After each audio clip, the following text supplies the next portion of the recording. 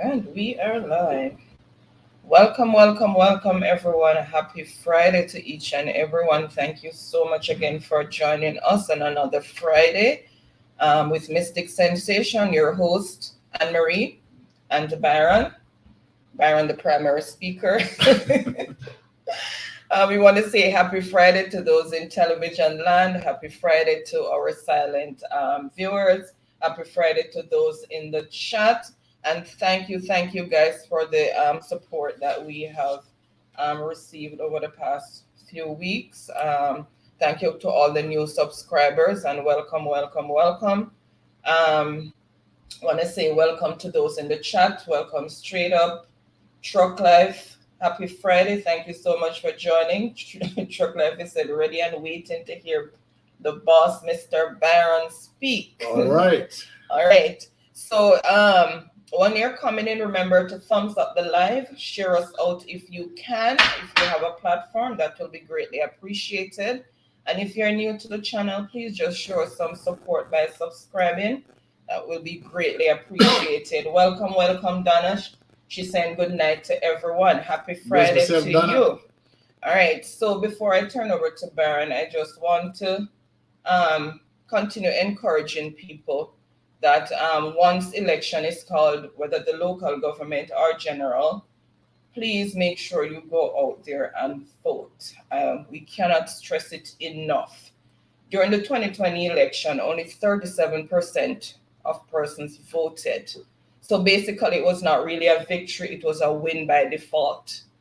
Because you have to say 63% of persons stayed home. Exactly. And if that happens again for the next elections, you know what's going to happen. We're still going to have the mess that we're having right now. So in order to make the change,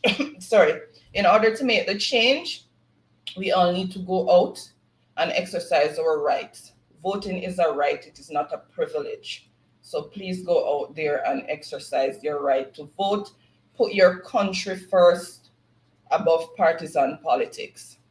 We need to steer our country in the right direction, and voting is going to help us in doing that, in putting people who have the welfare of Jamaicans at heart and also the welfare of the country.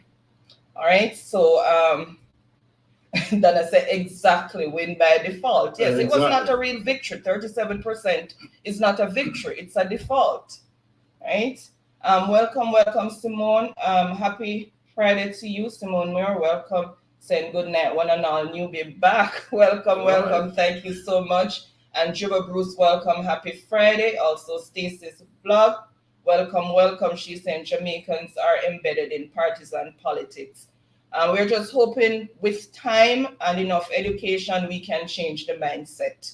One by one, we will make it and try to get Jamaica on the right path. All right, Baron. So I am going to turn over to Baron, and then I'm just going to do some housekeeping while Baron takes over the discussion. Thank you as usual, honey. Really appreciate that. And of course, wife is right in terms of encouraging persons to go out and participate in voting. Because the truth be told, I want to say to all of us in Jamaica, locally and in the diaspora, that Jamaica today is what we call a life support machine. And we have to win back Jamaica, right, for the people of Jamaica. What we want as Jamaicans, just simply, right, peace and tranquility, a sense that we are protected, and a sense that we have been treated respectfully. Over the political history, over 60 years of political history, and as we speak today, right, we have seen situations where the poor have been treated in such a way. Now we have seen where our middle class have pushed to a level, right, to the poor class, and the poor beyond the poverty line. And so then we have seen in all of this where politicians seems to only pursuing wealth for themselves. And last week, that's why I reminded my listeners to make sure that you think about registering your lands, think about wealth, and think about legacy for your family. Generation upon generation, you have to have that generational gap, right? Stacy Vlog said, but there's not much options to choose from either way. Well, Stacy, let me say this, Stacy. For me, I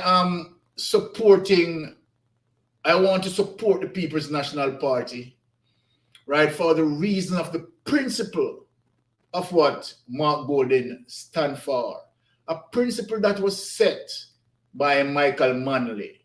Democratic socialism, which simply means that the economy work for all citizens in Jamaica, whether you're rich, poor, middle class, or whatever. The economy work for one and for all.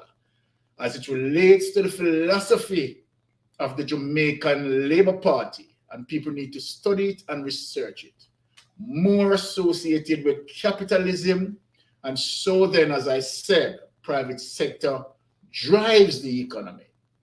And what private sectors are doing is really looking out for themselves.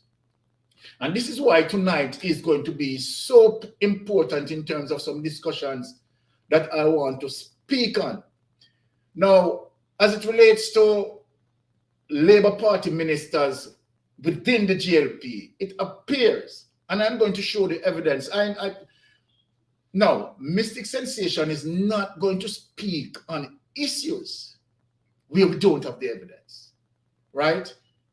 And so then it appears to me that the Jamaica Labour Party, particularly where the Minister of Labour is concerned, right, from the Jack Smith days until now under the tenure of Carl Samuda, seems to be that they're on a mission to ensure that the poor are being suppressed, the poor are being depressed.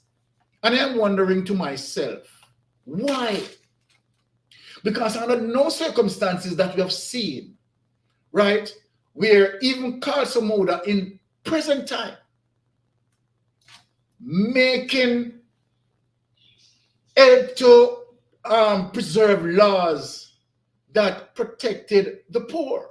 And I'm going to speak right in detail later as it relates to even the security guards and what the security guards are facing. And Carl Samuda, the Minister of Labour, right, is acting as if he doesn't know or being aware of what is going on. Even when the Supreme Court ruled that the securities are not to be treated as contract workers, Carl Samuda pay no attention to it, right? And allow these culprits, these corporate culprits, to continue to manipulate, right, Jamaicans, continue to manipulate the working class. One of such person, and I'm going to speak his name without any hesitation, Kenneth Benjamin, right? And as I said some time ago in my previous clip, you understand? He's just a fraudist, a con artist, and take much advantage of a lot of security guards who work and build him over the many years. And I'm going to prove it, people. I'm going to prove it. Kenneth Benjamin needs to do much better. Kenneth Benjamin only pursuing wealth, using poor people, right, to line his pocket. And even when his career services, right, is exposing by serious dilemma as it relates to gun attacks, right? He care zero about them. So then, for tonight, I am going to start the program, right? Okay, straight up, I stand with Mark Golden, a man of integrity. We can't swap him for a pretty face with bad character, a pretty face with no integrity. Okay, and I do agree with that straight up. Straight up is my wingman, you know, right? And I'm not flying alone. I am flying with straight up. Arthur Phillips said, so true, as we are now seeing the PSOJ said that they will not be reducing prices, even though the price to clear containers are significantly reduced. I am telling you, private sectors, capitalism, and that is one of the reasons why people need to understand the fundamental difference between democratic socialism, and I keep on preaching just because I want my people to be educated and want my people to understand the issues. Democratic socialism, right, involve the wide scope of all citizens of Jamaica, right, to play a part in the economy, while capitalism, the philosophy of JLP, only speaks to private sector driving the economy, and so then there's a fundamental differences, right? And so then we're going to talk and break that down, and I'm going to bring forth evidence. I have seen the Prime Minister, and I don't know why the Prime Minister is worrying himself, claiming that, right, social media is all about being, you know, propagandism and so forth and so forth. Now, let me tell you something. We have some solid vloggers here, right, who are doing very solid investigative journalism work, right? One of such is Wayne Lonesome, right? Jamaica Carlos, right? And many others. And Mystic Sensation, if you notice, even with reggae dub scene, Wayne Lonesome, whenever he says something or plays something, or speak of a government, he bring forth the clip coming from mainstream media, the source of evidence, because we know how the political plight stays and that they are going to shift, you understand, and try their usual trickery. Whenever Mystic Sensation is speaking on a subject matter, we are not going to speak on that subject matter unless it is coming from a fact-finding source.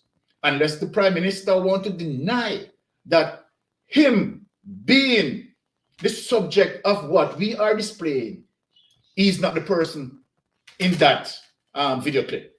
I don't know if he wants to say that. You understand that the Prime Minister, right, as might be probably multi-personality, right? So we understand how that goes, right? But we are here. Gilmore Jarrett, the purpose of the government is to keep the people uneducated. Remember, knowledge is power. Whenever a person is learned and can operate on their own, they are less dependent on the government. So, right, Gilly, right? Now, the fundamental responsibility of any government is to keep its citizenry safe. And we are not going to stop until we have a government where I do believe in Mark Golding to make the country in a forward movement.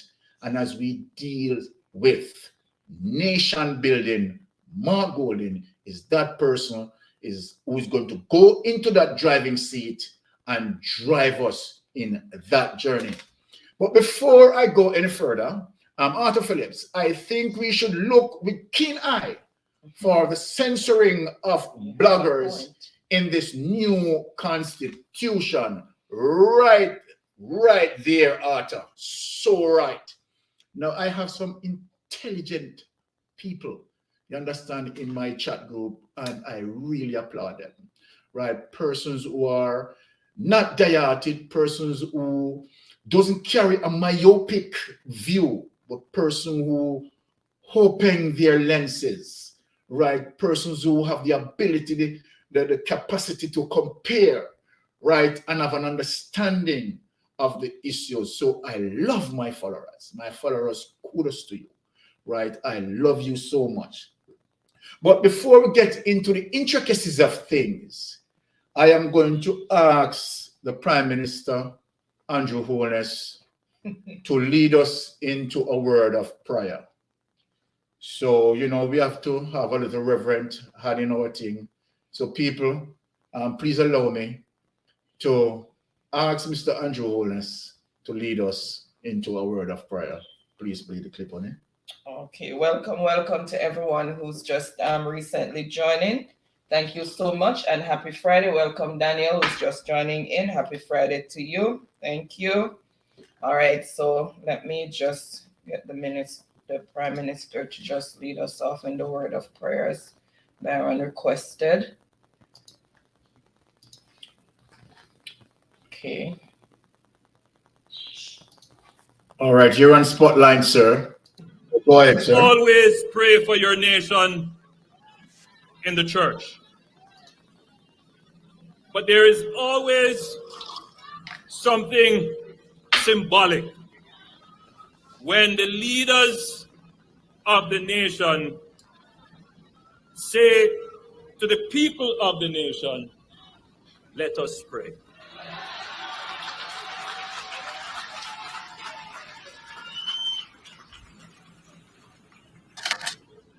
I want it to be known that this is not of my hands, that I am a follower, that my heart has been moved to support this initiative because it is a good initiative.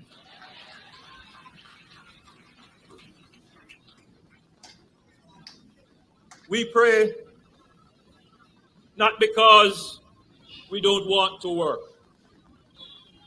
We pray because we recognize that our work, our own efforts will never be good enough.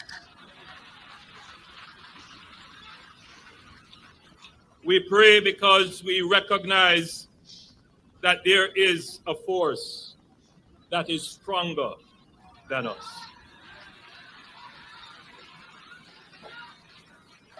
We pray because even the mightiest warrior in the midst of war, hoping for the victory, turns his head to the heavens and asks for God to let the sun stand still so that we can win over the evil forces.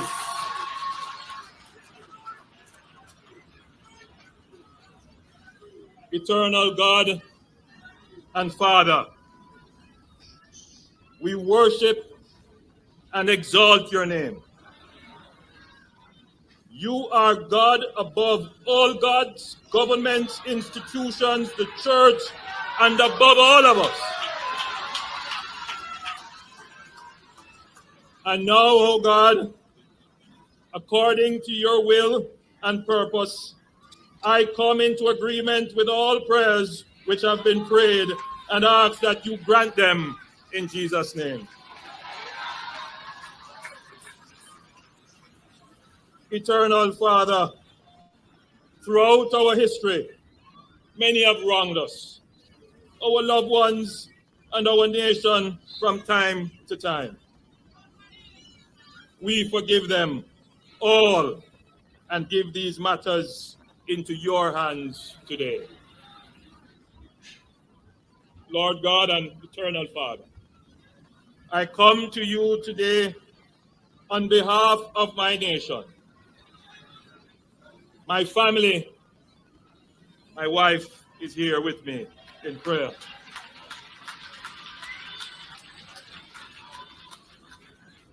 And every family and person in Jamaica. I come as Prime Minister of Jamaica on behalf of myself, and all leaders of the state and their various administrations, staff, operational arms, and their various agents and agencies.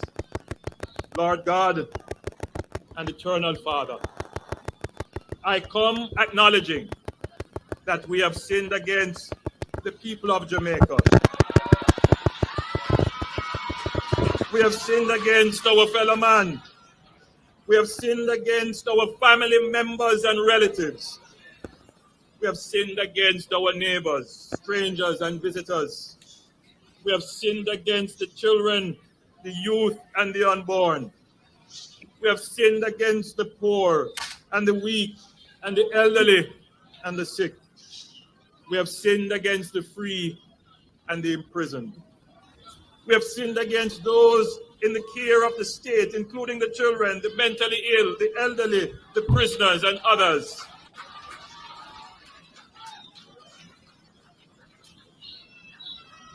We repent, O God, of all our sins committed against these and all persons, local and international, in the name of Jesus Christ of Nazareth.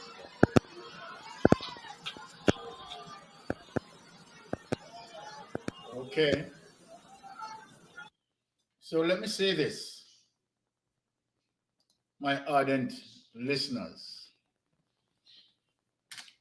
We have heard loud and clear a prayer of confession that the Prime Minister had made. Straight up. The JLP is scared of Mark Golden because they have nothing on which to attack him. People can only criticize him for his ethnicity. Okay. So the Prime Minister, right? Of course, we hear him with that prayer of confession. Confessing that, of course, his actions hurt the poor. But I want to tell the Prime Minister, but before I speak to the Prime Minister, let me say a word of prayer myself for the people of Jamaica. Because we will plead Psalms 35. Plead my cause, O Lord, with them that strive with us. Right? Be our shield and buckler. Fight against those that fight against us. And so then what we want a government that is going to be armored with the shield and buckler to fight for our cause, to be there for us, not to use programs to pilfer the treasury. Now, from that confession that the Prime Minister made as we speak, the basic duties the Prime Minister denied. The Prime Minister has not signed the code of conduct. You heard the lovely prayer, the prayer of confession that he made. But he still has not signed the code of conduct. Simply means that he still wants to hold on to his wrongdoings. Clear? We are not propagandists. Propagandizing the Prime Minister. We played what the prayer that the Prime Minister prayed. And we are telling you now the status of the Prime Minister. At current as we speak, the Prime Minister has not signed the code of conduct, number one. Two, the Prime Minister's statutory declaration has not been verified. Number three, the Prime Minister unable to say how much he put in SSL and how much he took out of SSL on all these things. Right? So then, let we also now get into what we call good governance, and where Mark Golding is identified the issues as it relates to the corrupted practices of this government. So without any hesitation, as I said, when Mystic Sensation is here, we do our research and we are going to bring the evidence forward. They charge a PNP MP for not reporting his car. And so you know that law is one-sided, the law that designed for us, but not for them. Ricky Pinto, Andrew Holness, you need to tell the people of the country, what are you apologizing for? Tell all Jamaicans what you have done to them. I know you are a wicked man. You should go on there. All right. Well, Ricky, that is it. Obviously, from that confession, he's confessing, right? Because whatever he has done is riding his conscience. Riding his conscience. So clear that he identified that he's not a man of integrity, right? He clearly identified that in that confession, but still continues to deny the basic laws and breaking them, breaking the procurement rules, do all of those things, right? The Prime Minister still continue in his mission of wrongdoing. So let us go into good governance, right? Where Mark Golding, right, is defending the issues as it needs to be defended, right? And where, of course, we have to fight for the right. Mark Golding, we thank you, right, for defending the plight of the poor people, particularly where the security guards are concerned. Without any hesitation, Honey, play the clip. Okay, welcome to those who are just joining in. Happy Friday. Thank you all for your continued support. Like up the live when you come in. Share us out if you can. And if you're new, please show some support by subscribing. Thank you. Okay, let's go ahead and play. This morning I met with Mr. Vincent Morrison in his capacity as a consultant to the security guards in their current struggle. And at the meeting were a number of security guards from several of the companies that employ security guards. The situation is that the Supreme Court in the last quarter of 2022 made a ruling in the case of National Housing Trust against one of the security companies, establishing that the security guards were indeed employees, not contractors. And that has significant implications for the industry. The government, which is responsible for about 60% of the industry through public bodies and agencies, gave the security companies up to April 1 to start implementing the treatment of the security guards as employees.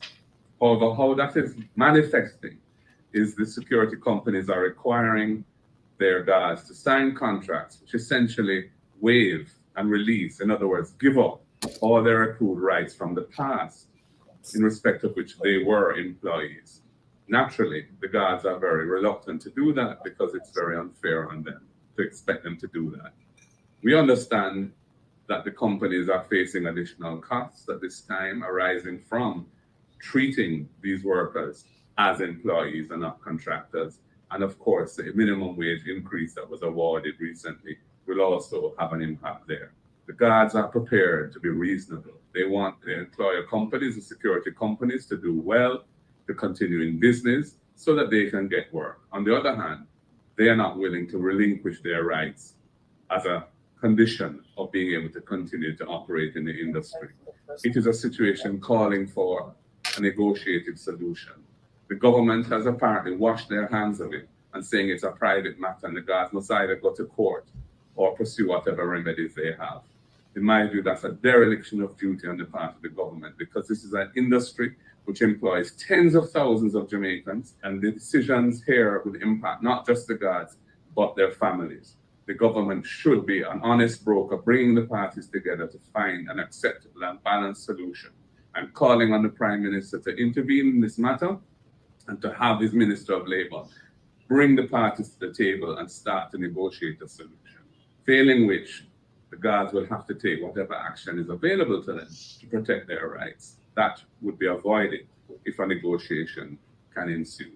The matter cannot be left as it is. Thank you. Thank you, Brother Mark. Thank you for that. And so here you have it. As I said, we're talking about good governance as it relates to Mark holding, defending the issues, right, that the issues need to be defended, right? Now, in spite of the Supreme Court even rule, right, there's still the issue of stubbornness that the security directors, and earlier when I spoke about Kenneth Benjamin, because he has the strong association with the government, and this government, look at it, people, this government.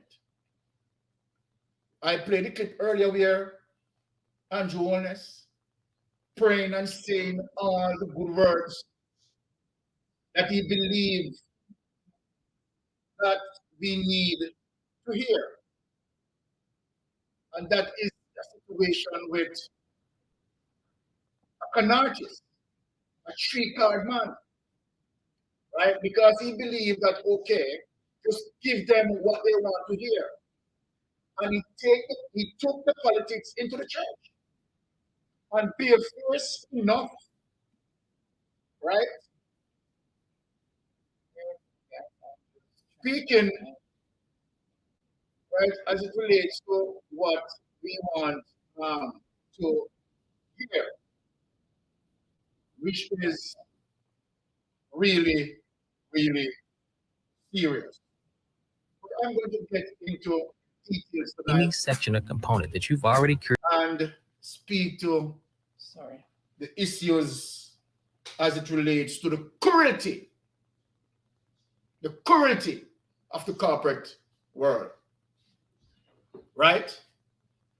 Now, after the Supreme Court ruled, not only that Guardsman Group of company where Kenneth Benjamin is concerned, not only that they broke constitutional laws,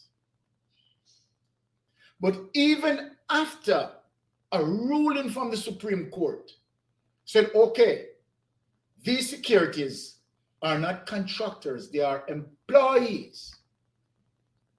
And one of the reasons why he wanted to have them as contractors was to technically and strategically override the constitutional laws that said workers who work overtime should get overtime paid.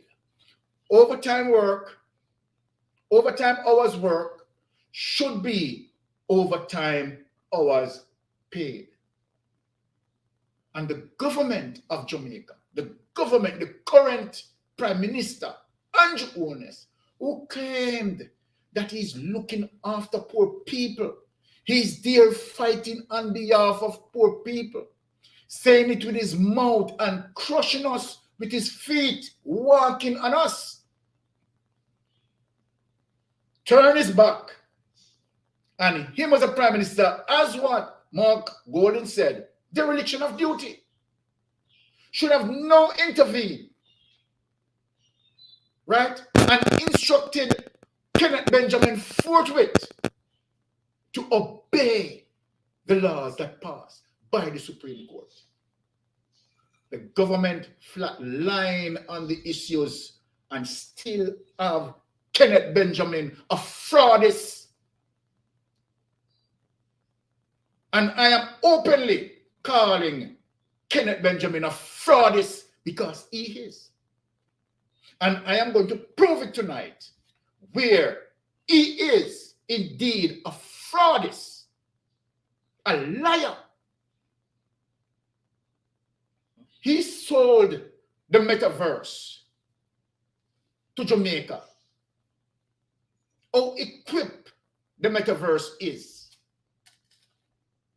How equipped the metaverse is. But before I touch that, I am going to show you why this man is allowed to continue to break the law and deny the rights of the security guards. And Carl Samuda, Minister of Labor, has nothing to say. Silent. Remember, I played a clip where the Canadian farm workers speaking out on the systematic slavery as they defined it. And Carl Samuda went there and said he had seen nothing wrong. And that the report, what the Jamaicans are reporting, is false. And yet, the Jamaicans are suffering. But with the evidence, with mystic sensation, we are going to bring forth the evidence. So let me show you the reason why Kenneth Benjamin continued to do this.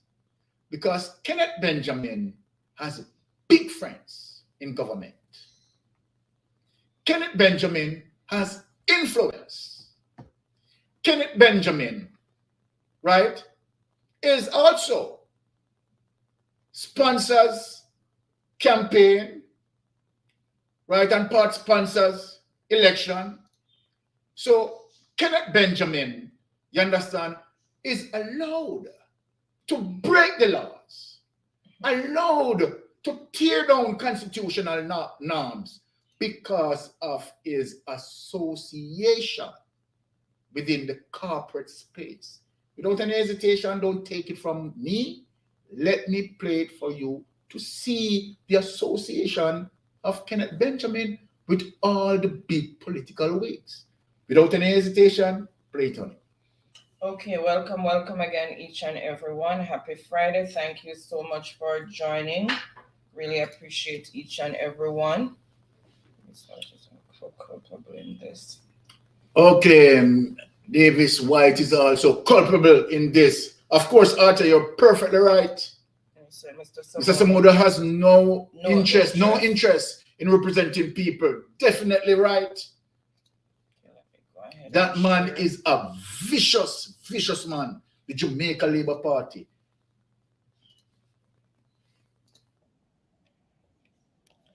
Thank you very much, everyone.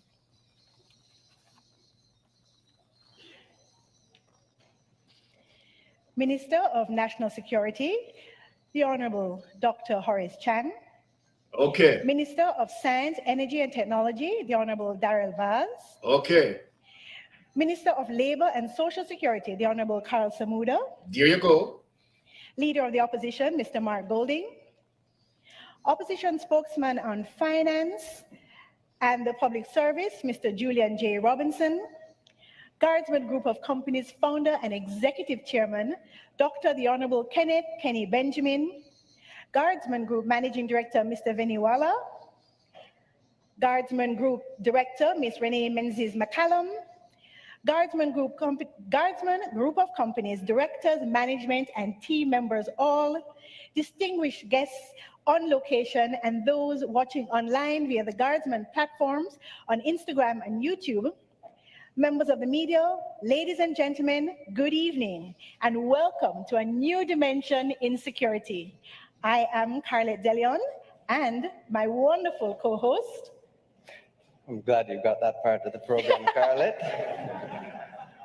Thank you. My name is Nicholas Benjamin. I'm one of the directors at Guardsman, and I would like to thank all of you for attending. It really means a lot to us that you're here tonight. You can see we got a good turnout, and we're very, very happy about that. Just a reminder that tonight's proceedings are being streamed live on YouTube as well as Instagram. Our handles are @Guardsman Group. And Guardsman has been known for our innovation.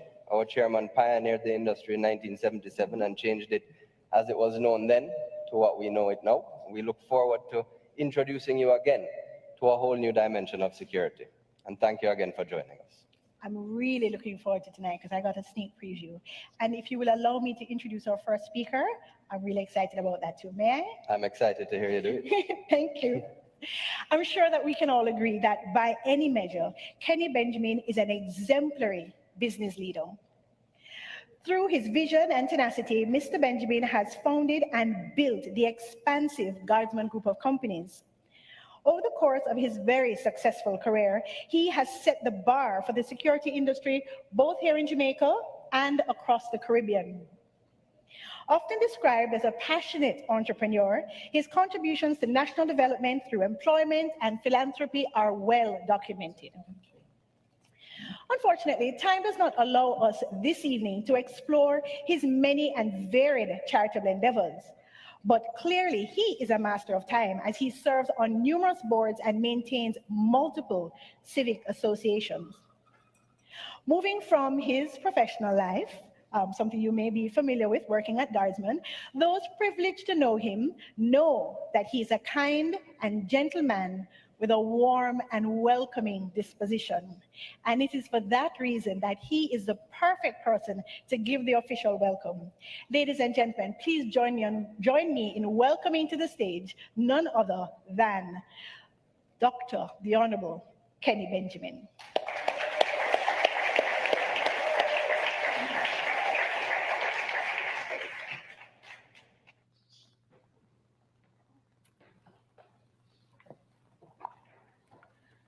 Thank you, Mr. of Ceremonies, the beautiful Miss Charlotte de Leon, for that very flattering introduction. Honorable Dr. Horace Chang, Deputy Prime Minister and Minister of National Security. Mr. Mark Golding, Leader of the Opposition and Shadow Minister of Defense. We're missing Carl Sumuda. He should have been here, but he might come a little later. Senator Auburn Hill, are you here, sir? I see him just maybe walking. No, it's not him. Honorable Darrell Vaz, Minister of Science, Energy and Technology. Opposition Spokesman on Finance, Planning and Public Service, Mr. Julian Robinson, who also happens to be my MP, where we serve from, and I keep threatening him. If he doesn't come to my occasions, I will not vote for him.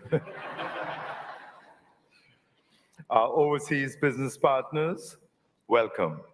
We have quite a few companies here from abroad who are going to join hands with us in what we're going to launch today. Members of the business community, members of the media, our most valued invited guests, ladies and gentlemen, good evening. You know, Guardsman has always been and always will be the company that thinks outside of the box. We have always listened carefully to what our clients require, and we have found a way to deliver. It is you, our clients, who have not only kept us focused on providing world-class service, but have driven us to remain focused on future, to explore the avenues, and to evolve.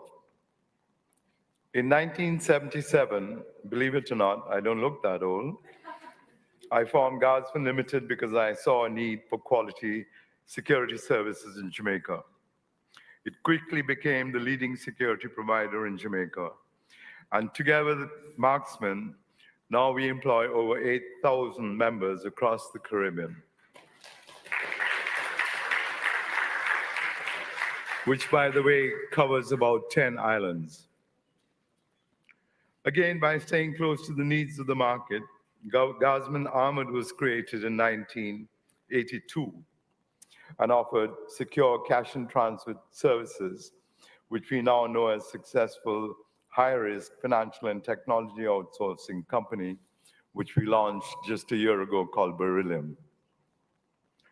By 1987, I formed Guardsman Communication for the first time, Businesses and homes around the island could secure their assets and loved ones through alarm systems with monitoring and armed response teams 24/7. More recently, Guardsman Armored went through a transition, moved into another dimension, expanding its offering. With this transition, it could no longer be perceived as just a currency management company. Hence the creation of Beryllium, the element of change. Ladies and gentlemen, I believe it was about this time last year, right here in this room, at the unveiling of Beryllium, when our group managing director, Mr. Vinay Walia, told our guests that they must be prepared to hear of a more transition that would demonstrate our continued commitment to the changing needs of our clients. More to come, he said. And his parting shot was, if I remember correctly, more to come. True to his word, Vinay has led his team to a digital transformation journey resulting in a revitalized company that's resilient and a business model that's more aligned with today's changing customer demands. Technology has become the main driver of growth in companies around the world and will become the platform through which we will not only meet the needs of our clients, but truly make a difference in improving the safety and security of our nation. Much has changed since I started Guardsman in 1977, but our reputation as the pioneer, the innovator, and the leader in the security industry is unwavering and will not change. As always, my pledge to you is that we will remain true to who we All right, are. guys. We are the standard, and yes, we intend to. I played enough of his lies, and I'm putting it quite bluntly. Enough of Mr. Kenneth Benjamin lies. Because as we know it today, the metaverse that he had spoken about, the technological advancement of security, right? Where it can monitor scenes from the air. We will talk about drones, surveillance. None of that has proven to be true. And we have members of parliament who sat there and absorbed all those fancy talk. Right? A sly fox marketer who marketed lies to his client. Now, what we have witnessed with the Beryllium security escort is that now they have faced 3 attacks and where millions of dollars being robbed and they have no protection. No drones surveillance that Kenneth Benjamin had spoken about as it relates to technological advancement. None of that is metaverse. Is a total failure right in the present of all Jamaicans who have seen those security. When I first spoke about the Beryllium security and the first attack, and when I analyzed and saw that the weapon of choice that the criminals were using was M16 and AR-15, I went on a research, right? And I showed them the capability of AR-15, right? The velocity of the weapon and the great impact that an AR-15 can have. Now, the thing is, that 3 attacks, what it had done, Jamaica, let me speak it, is to expose Kenneth Benjamin falsehood, false advertisement, lies. that even at one point, the government of Jamaica was recommending a merge between security guard, right, assisting police as a result of their technology. Now, what is happening now? They are asking for police assistance. All what they have is their old history bud gun. And I'm glad that the last robbery that took place, that security guard having as much sense to fling the bud gun away to show the criminal that, look, I am no threat to you, sir. Now, so when I said that, okay, to fight this thing, because it is an attack on our banking system, why not have the security? Step up there. Why not have the security, right? Came with a level that equally matched with the criminals. Present Tara. Present afternoon, Tara. Oh, she gone? No, she just turned off her. Okay. So, there you have it.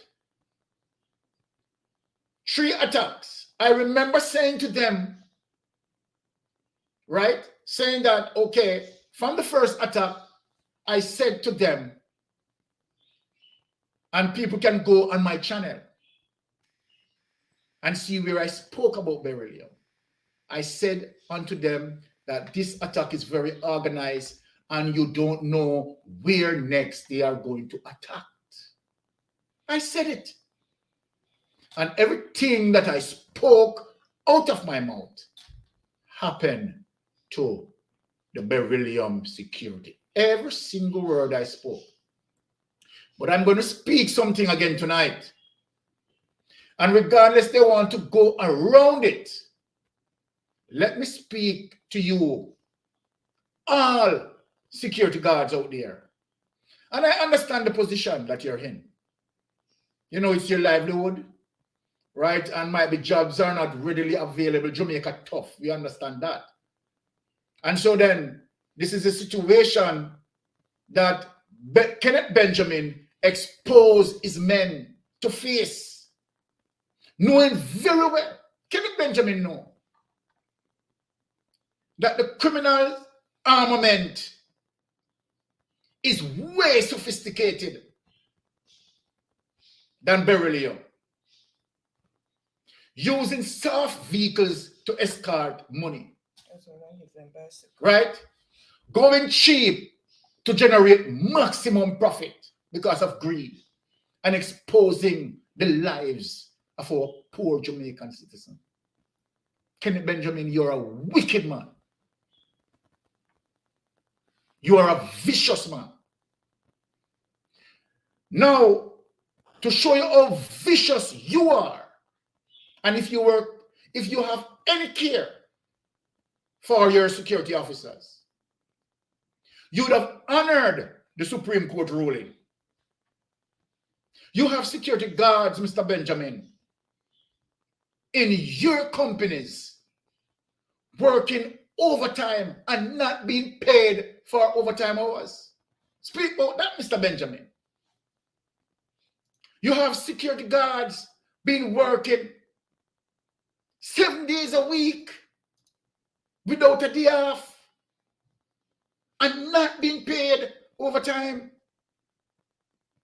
Not being paid overtime. It's a constitutional law, Mr. Benjamin, that Michael Manley had fought for, the fundamental rights of our citizens. It is a right, not a privilege, Mr. Benjamin. You and your politicians who are protecting you to continue to do this viciousness and continue to wicked to the security by overworking them and not paying them accordingly. forcing them now, after the Supreme Court rule,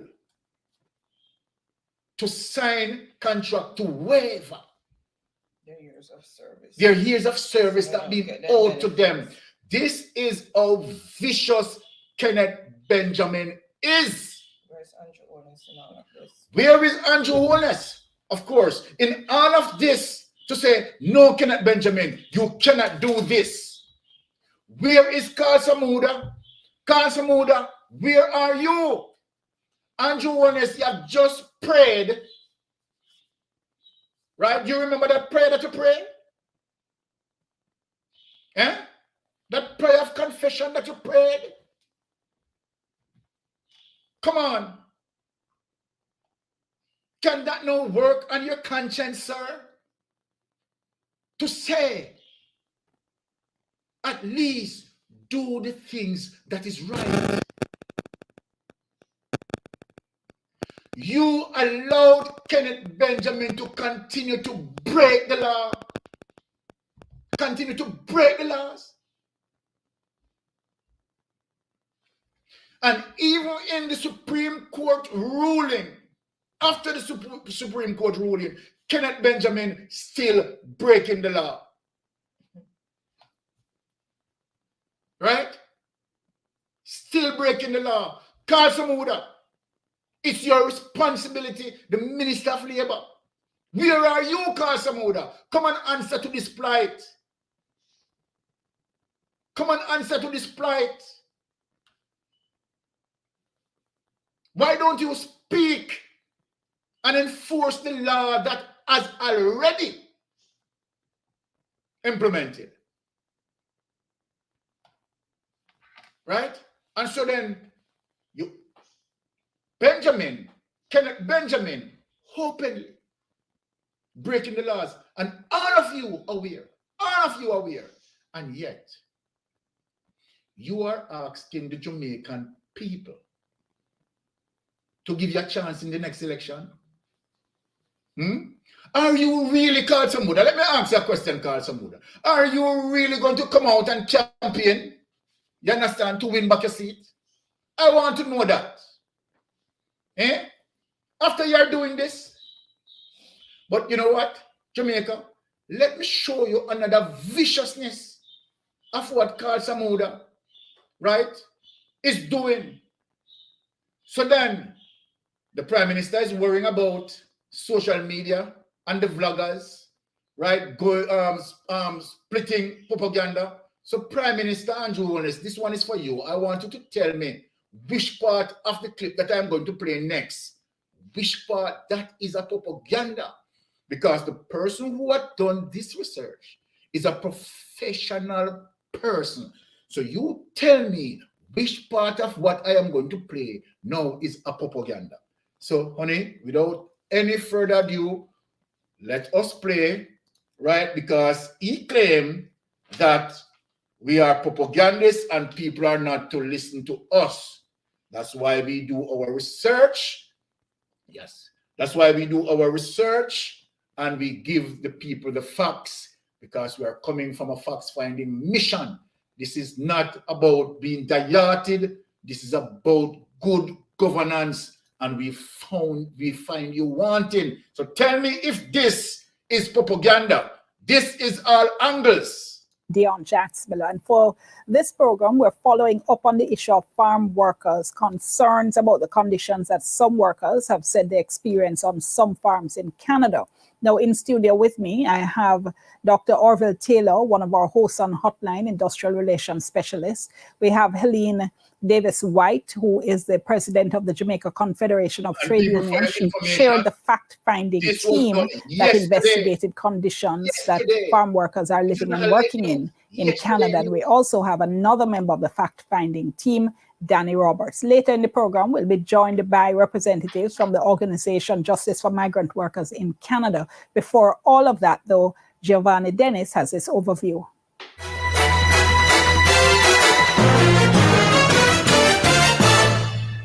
The fact-finding investigation into the Jamaican Farm Work Program came out of a series of complaints about poor living and working conditions on some Canadian farms.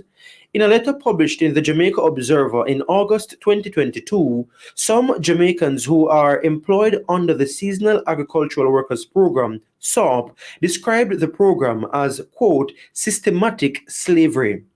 We focused on the issue on a special edition of All Angles. Anybody would say that the workers don't have any issues up there. They have a lot of issues. Some place, they are not even toilet facilities some man having. They got to use bags to pass their thing in some area. Recordings just got better. Hey, it's Dana from StreamYard. I'm so excited to announce that where they are and throw it away. When I was there, I still has to go to another farm to get water, good drinking water. I said, there is so much place in Canada. Why have you take me to hell? So the moment I pulled the door and went into this place is like a hut. Labour Minister Carl Samuda denied there was a problem, saying he toured 9 farms and found working conditions to be, quote, excellent. His denial was concerning for many. Canadian citizens will get a hold of the news, and it angers them to hear Carl Samuda talking garbage out of his mouth. Angry me, real angry me, vex,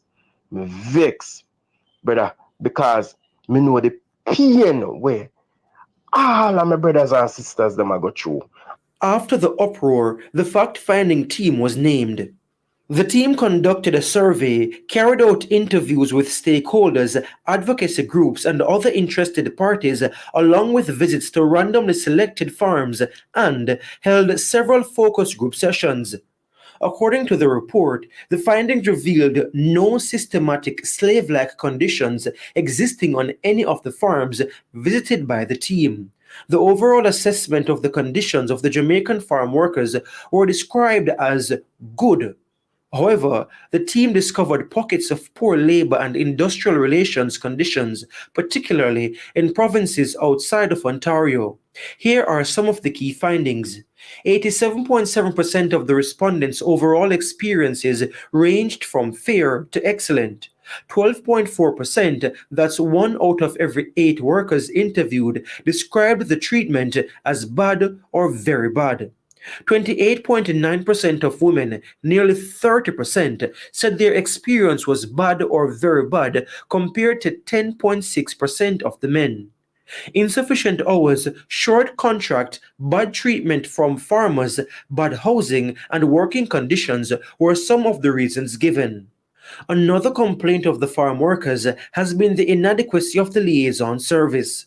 The report said 55% of respondents were satisfied with the liaison service, but that means 45%, close to half, were not satisfied. 52.3% of women interviewed were not satisfied.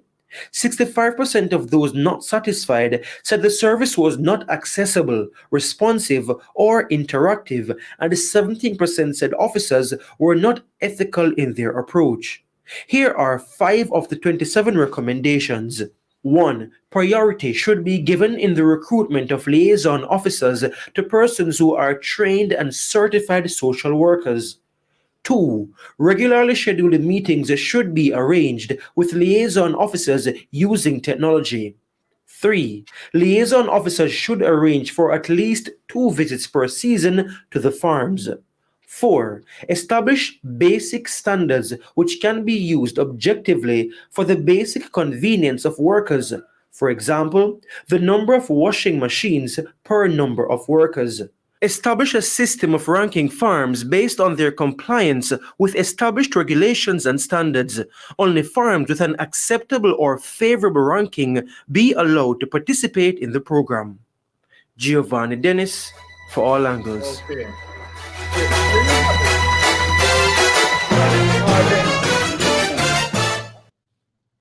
Yeah.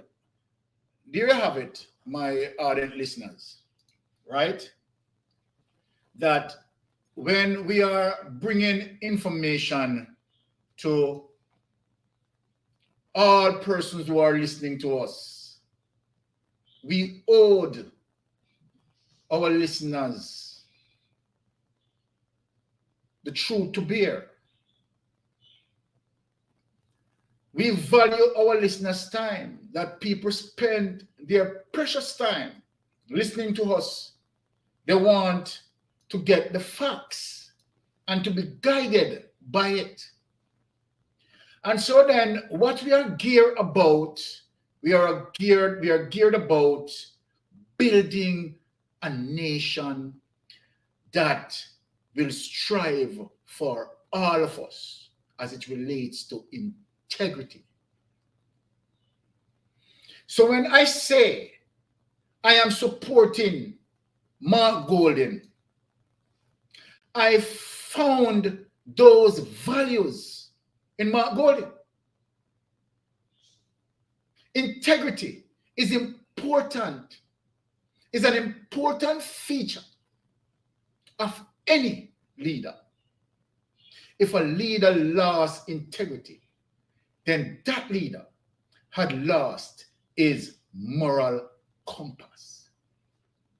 And so then, when a leader has lost his moral compass, he doesn't care how he gain political mileage.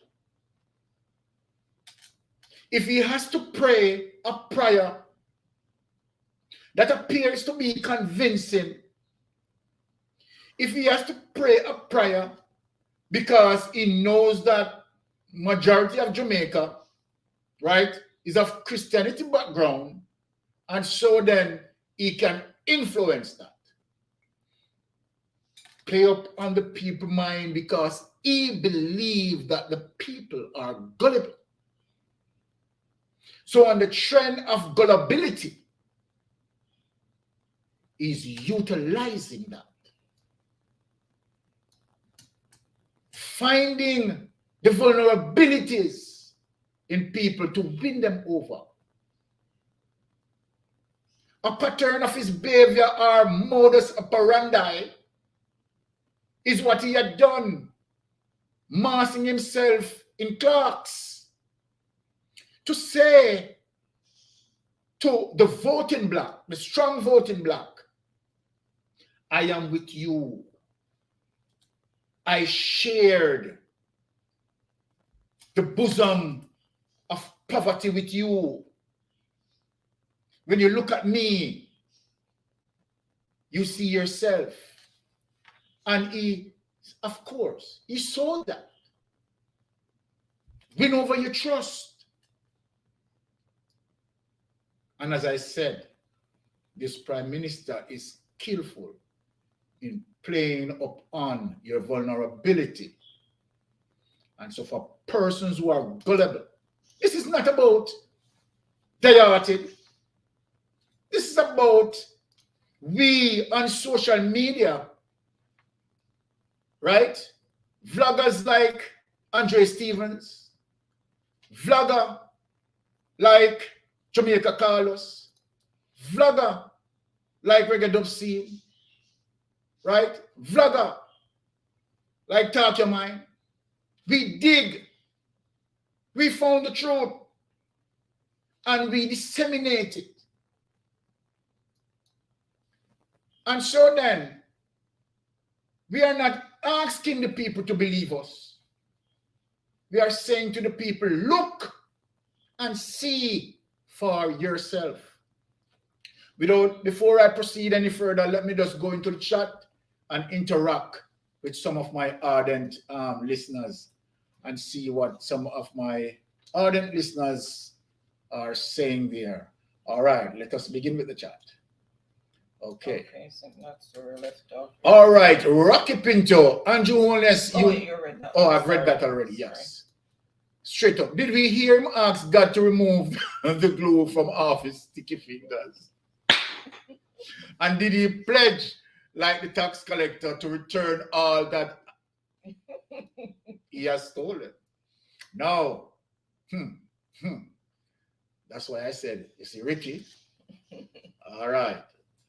Now, Gilly, Holness think him wise, praying to distract people. The man is the devil himself. I mean, you're supposed to know that by now. All right. Let me interact with my people. Mystic, did any of you see the video of Mr. Warmington disrespecting Mr. Colin Bell? Hold on. Arthur, don't say anything. I am going to play something, right? Now, let me tell you something. And this is facts. This is simple facts. It is sad, but it is a simple facts. I don't think you have another politician or member of parliament in the entire Caribbean that is half despicable like Warmington. Let me say this. Warmington is just a piece of garbage. And then don't be surprised of what Warmington says. Because Warmington is a natural garbage. Empty barrel always a make noise. But the thing what I want people to take from Warmington series of disrespect is to identify the government with Warmington.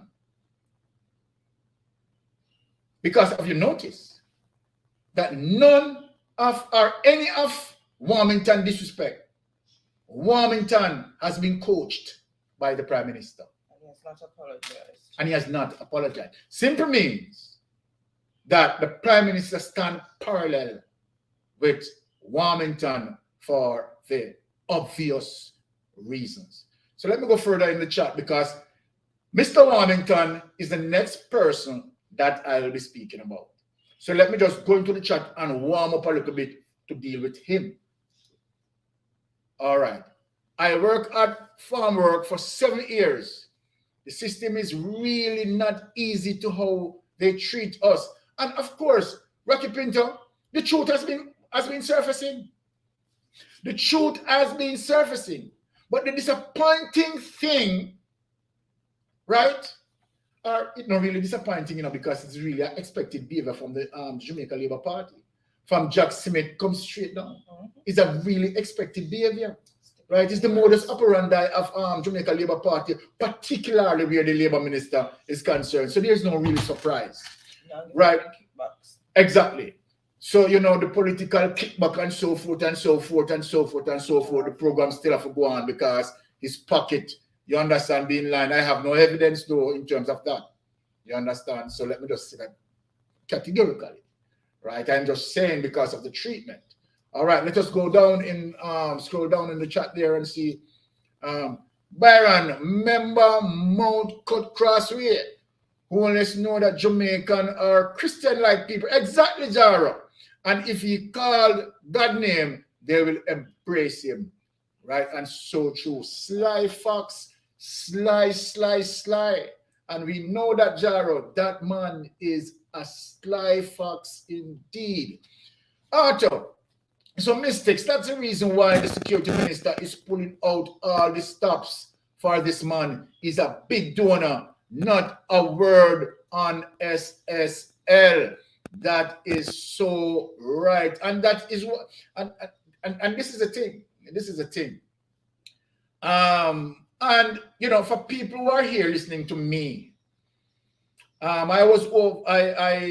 earlier, I went on Wayne Lonesome program and was just spending, you know, a few minutes there before coming on. And Wayne actually was speaking, you know, on, you know, similar issue where, you know, the Beryllium team is concerned. And so then for people who need to be further abreast, right, they can, you know, tune in, go over by Wayne, you understand, and see what he has to say also, right? But, you know, I take a different angle and speaking about, you know, different issues as well. But what Wayne has spoken about is so true because Wayne was speaking about some intention of the metaverse to be used as a window, right, where government would support it in terms of billions of dollars being spent. And it could be possibly a medium of political kickback for Kenneth Benjamin and those politicians who involved.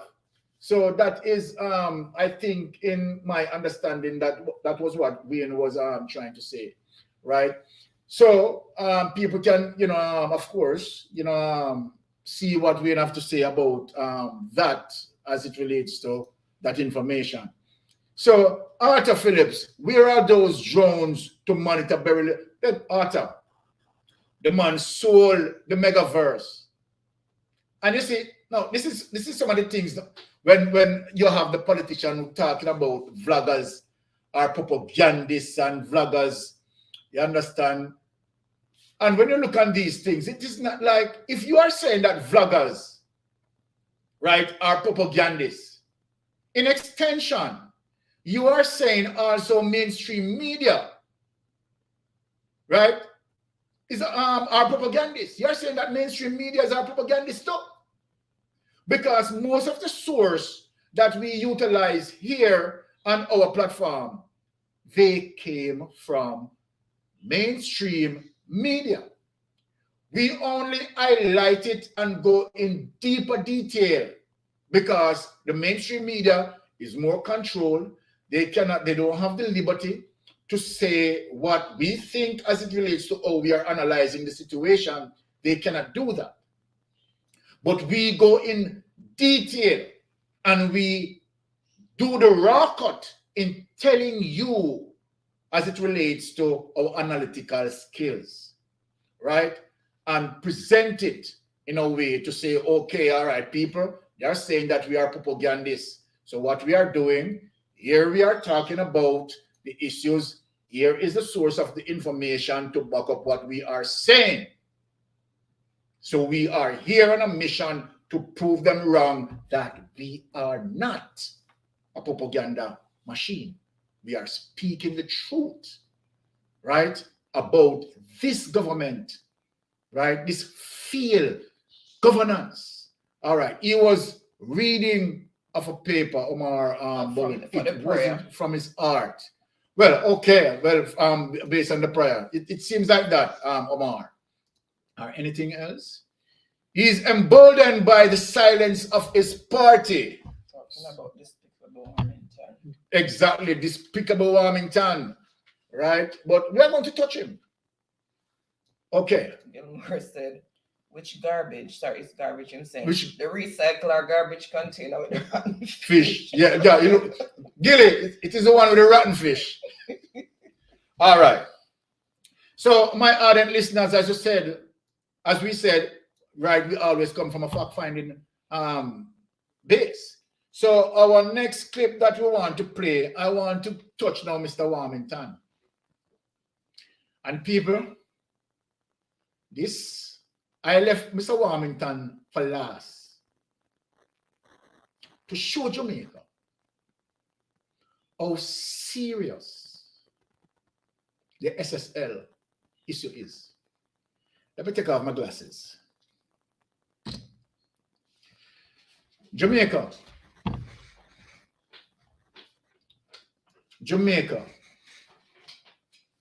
locally and in the diaspora. The SSL issue, and let me just come in straight forward, cannot be resolved if there is no means to investigate Andrew Holness and ask Andrew relevant questions. Listen to people. Listen to people. I have done some research.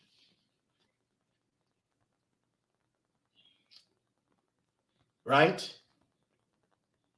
As it relates to Andrew Holness' time that he ventured into politics. And where Andrew Holness' problem started when he ventured into the Ministry of Education. That's where Andrew Holness problem started. Tower fell off. Yes, Andrew Holness has wide knowledge based on my research as it relates to land and housing.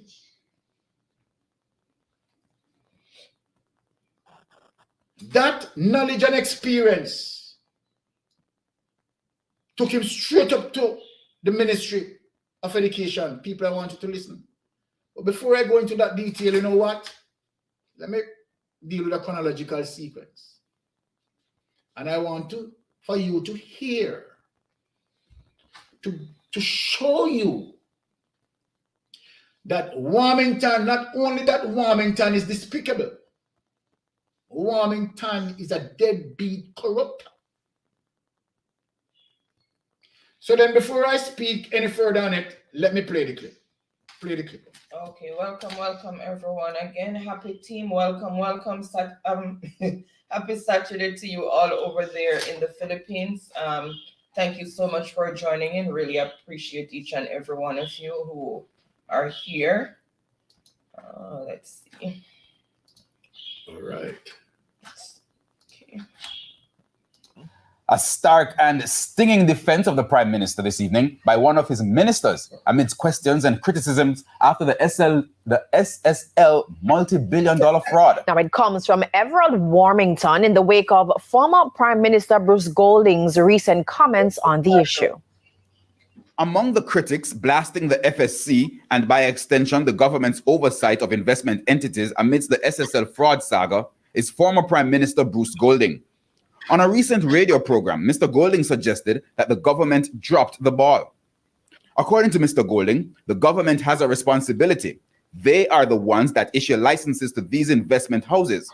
And in the issuing of the license, what they are saying to the public is that the government is satisfied that these are good people to do business with, so you can go ahead and do business with them. He went on to say, well, that is what Usain Bolt did, and look what happened to him.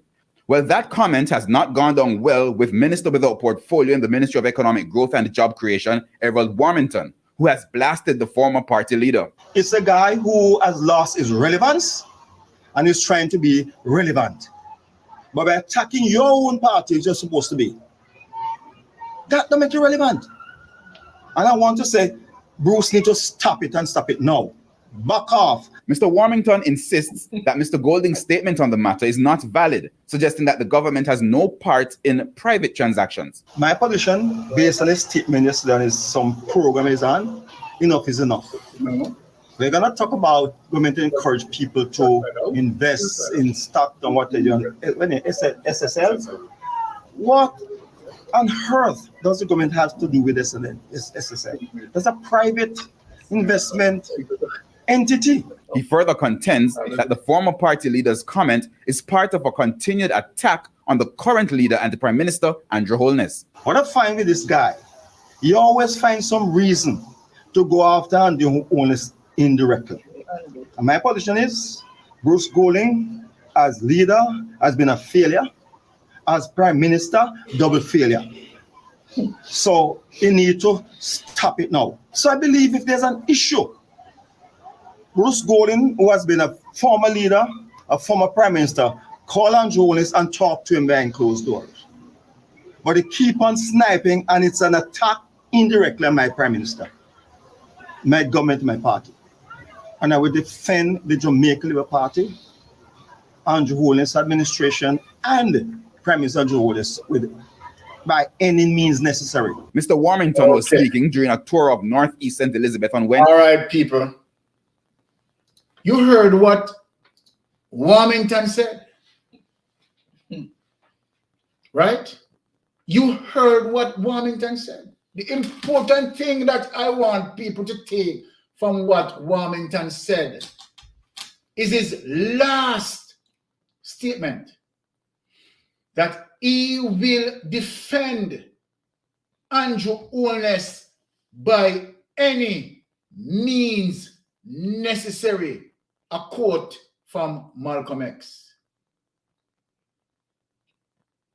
Now, you know what that means? whether Andrew Holness or the Jamaica Labour Party want to be wrong or whether it want to be right. They want to be in between. Or in between or anything. By any means necessary. This man is going to defend Andrew Holness and his party. So this man he is telling you, he is not for nation building. It has nothing to do with representation politics.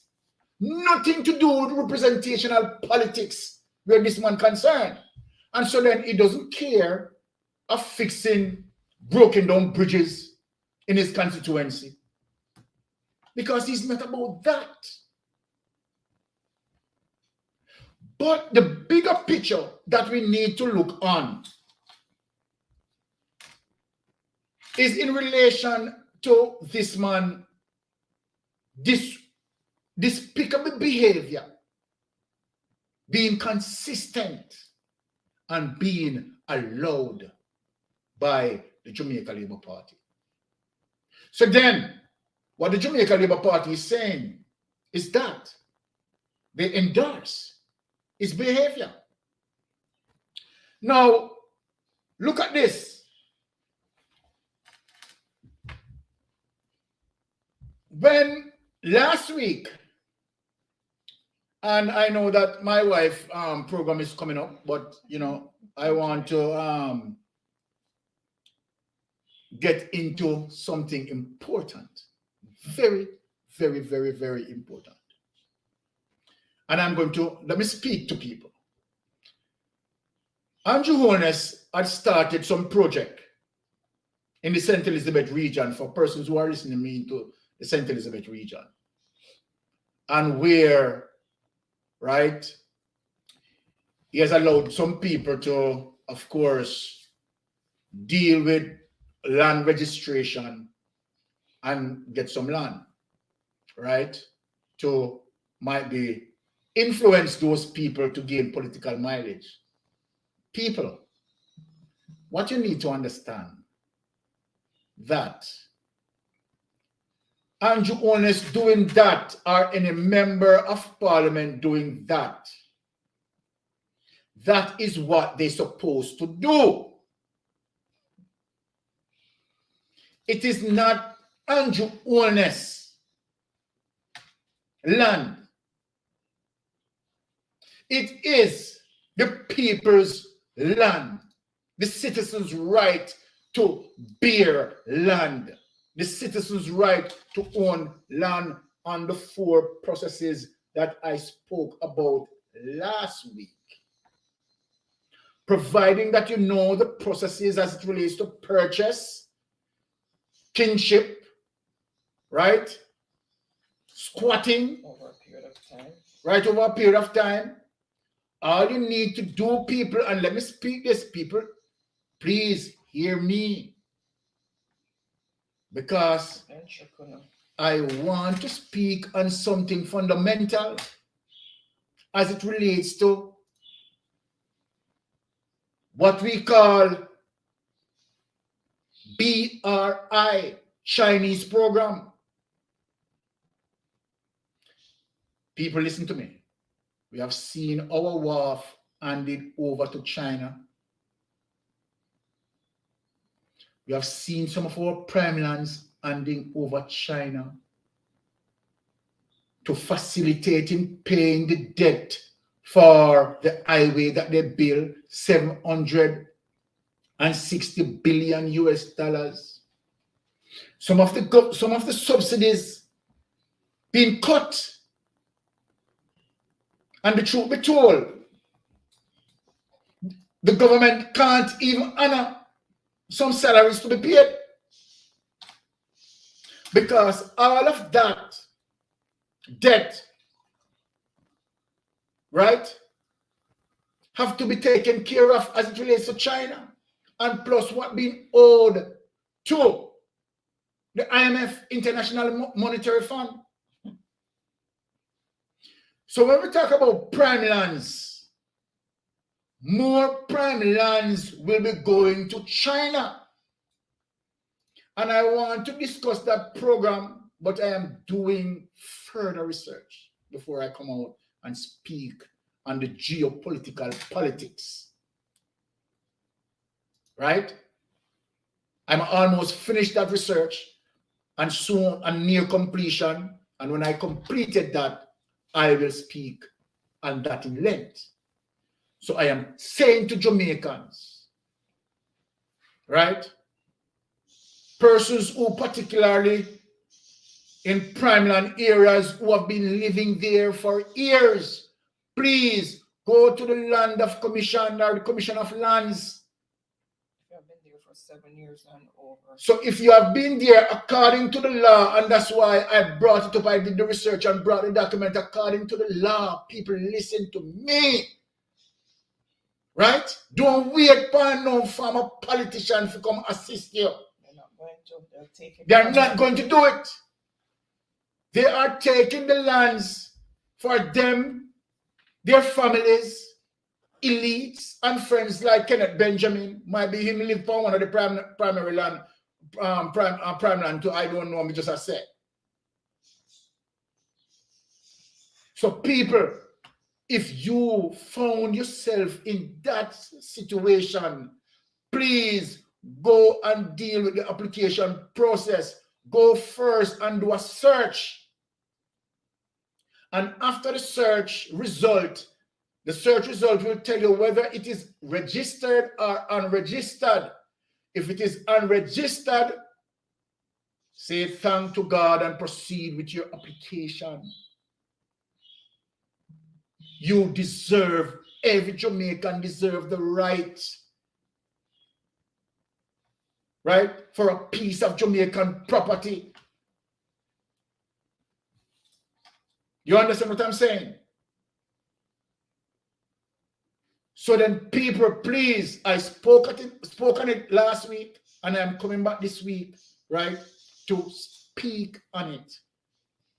So what Andrew Holness did in St. Elizabeth is no extra effort.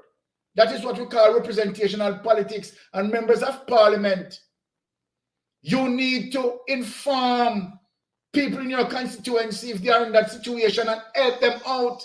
That is why the people vote for you. The people don't vote for you to see poverty extension. The people don't want to move from poverty, forward movement, upward mobility in their lives. Right? So then, if you are representing them providing the valued information as it relates to wealth building.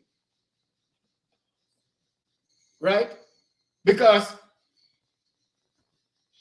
the government, you know what? I am going to have my wife read a document and show you how Andrew Holness is so sly fox, and saying that we are using poor people to stop development. That's what Andrew said, you know. So I am going to bring up a document in terms of what Andrew said and make people see it. And we're going to speak on that. So Jeopardy people, you understand? Just hold on. You understand? Let me just run through this final program. Okay, so bring up the document. No. Okay. All right. Welcome, everyone. Thank you so much for still being here. Really appreciate each and every one. Let me just make sure it's sharing properly. Okay. So it is from the Gleaner, and it's dated October 27th, 2022. So 2 weeks after a lobby claimed that Rastafarian families were at risk of being evicted from Bob Marley Beach in St. Thomas, Prime Minister Holness castigated critics as being mischief makers who are inimical to the progress of the Eastern Parish. In his remarks at the opening of a new multi-million-dollar Yala Spray station on Wednesday, Holness said that the push for investment in St. Thomas would not be undertaken to the disadvantage of nationals. The ongoing multi-billion-dollar Southern Coast Highway Improvement Project and the construction of an urban center at the old Goodyear factory lands are expected to unlock new economic opportunities, and woo investors.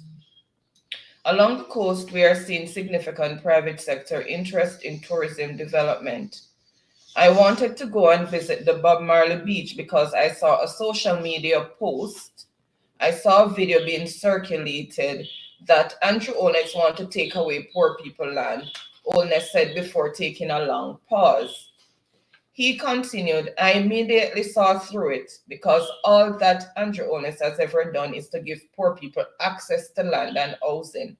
But I took heart after I saw the video because immediately a young lady called me and said to me, Prime Minister, I hope you're not going to stop the hotel development that is coming. Okay, so I just want people to see that. Now, let us speak true to terms, right?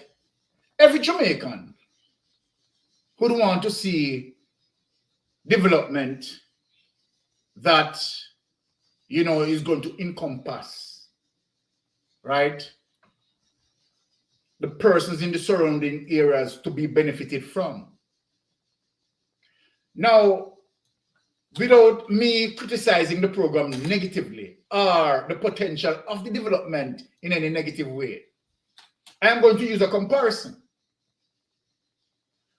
We are not saying that future development as it relates to, in extension, employment, that people are going to be employed, right, is not good. It is good. So let me say that.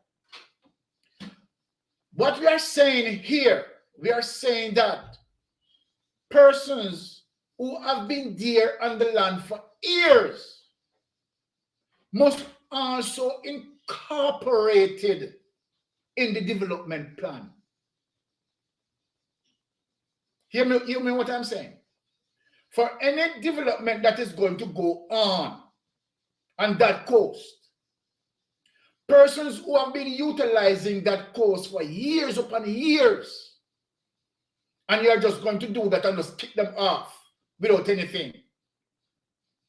That plan, if you are talking about good governance, should have incorporated those people. Now, look at what happened on the North Coast. Let us use the North Coast to compare a project that is not yet being in progress. It is only a plan. But let us talk about the North Coast project and people who used to be in those territories doing their little business, fishing and so forth, you understand, doing what they can do, you understand, to keep their family alive. What we have found out is that these hoteliers, what they do, they fence their property and they keep out the locals from accessing the beach. That's a fundamental right that a citizen should bear. It is. Let me phrase what I'm saying. It is a fundamental right that a citizen should bear. But our present constitution, as it is, doesn't give us that fundamental rights. And so this government is abusing it. And so then that is one of the reform that we want to be done. That is one of the amendments, right? So that people can get access to the beach. Let me use another comparison. In every Caribbean countries, those people have access to their beaches. So why Jamaican can't gain access to the beaches?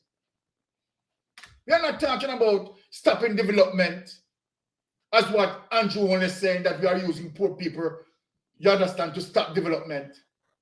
I don't know why he's phrasing it like that. You have to honor the people's fundamental rights. You have to represent the people well, represent the people of Jamaica well. We have seen where, let us look on the craft market on the North Coast. How much of the pie, how much of the tourism pie the local craft vendors are getting? They are not getting it. They are only getting minuscule, because you know why? The all-inclusive that drive in the hotel, they are now having their friends, their elite friends, you understand, selling these craft items. They buy the bulk and put it into the hotel, right? So the guests who come there, right, stay into the hotel, buy everything from inside of the hotel.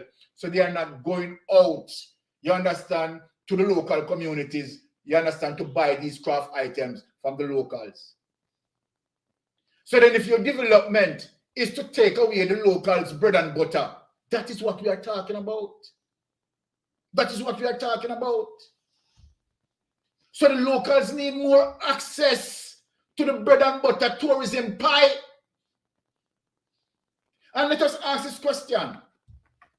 Since Jamaica is driving, as it relates to tourism, as the main industry that generates most of our foreign currency, which tourism should not be.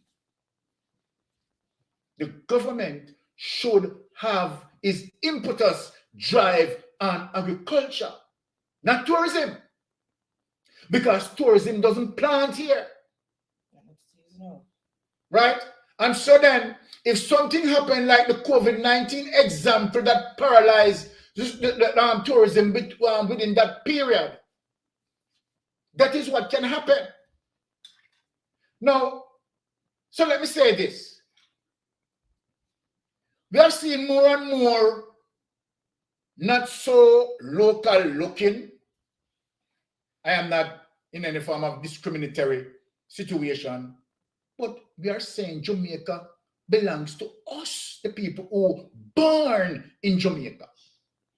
Who born in Jamaica, supposed to get a nice slice of the pie out of tourism.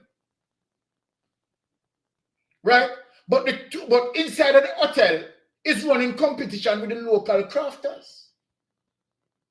The little man who have him little canoe, you understand, and put certain crafts on his canoe to sell to the tourists. They have been kicked off the beach. Police, they said police and them to run them off. So they can't make anything because the hotel want to even sell now the little craft items. You tell me, people. Now, again, what we need to pay attention to, that most of the hotels that are operating here in Jamaica Circle, they are not banking most of the money here. So how much that money is circulating within the Jamaican economy to drive our economy? How much of that? Remember, they are using our resources. Amen. These hotels and hoteliers are utilizing our resources. And so then, if they are utilizing our resources, why we are not seeing the majority that generated being circulated in the Jamaican economy and go into our banking system? Most of the booking done abroad. So let us talk. When you are going, you understand, with a mouthpiece machine and you slide all facts straight, trade, talking about we are using poor people, you understand, to stop development. You know that you're lying. You're lying out of your teeth. We are saying that if you have development, if development is going to pursue, it has to incorporate those persons who had occupied those areas. And that is reasonable. You understand that if you are going to regulate policies, right? Policies are to be regulated, and that's why I don't like capitalism. I don't like capitalism because what the private sectors are doing is making sure that they kick out the locals. You understand? Taking the little bread that they are getting and taking it all for themselves. And in the same breath, they are not banking the majority of what they make from here. Why the Prime Minister not talk that? Edmund Bartlett just come out and talk about rare, blah, blah, blah, now tourism this and tourism that, right? Why not do the statistical research, you understand, to see how much that they are generating and how much, you understand, of that we are getting back in Jamaica? That is the research that the people them want to know, right? More than we only depend on travel tax, right? We want much more than that. They are using our resources in other Caribbean country. They are limited to what they can do, right? But we so licky.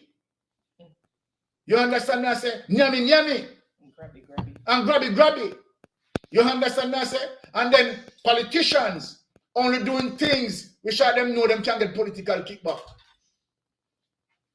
Why not drive an effort to ensure that most of the hotels, why you don't have inclusion where local business operators who operating into the micro space or the micro environment? Why the government don't use its innovation then to make these micro players becomes macro? Why the government not take the way there? So then if you go down a Bob Marley Beach, right in a St. Thomas, and you see the locals them, they go on with a little thing.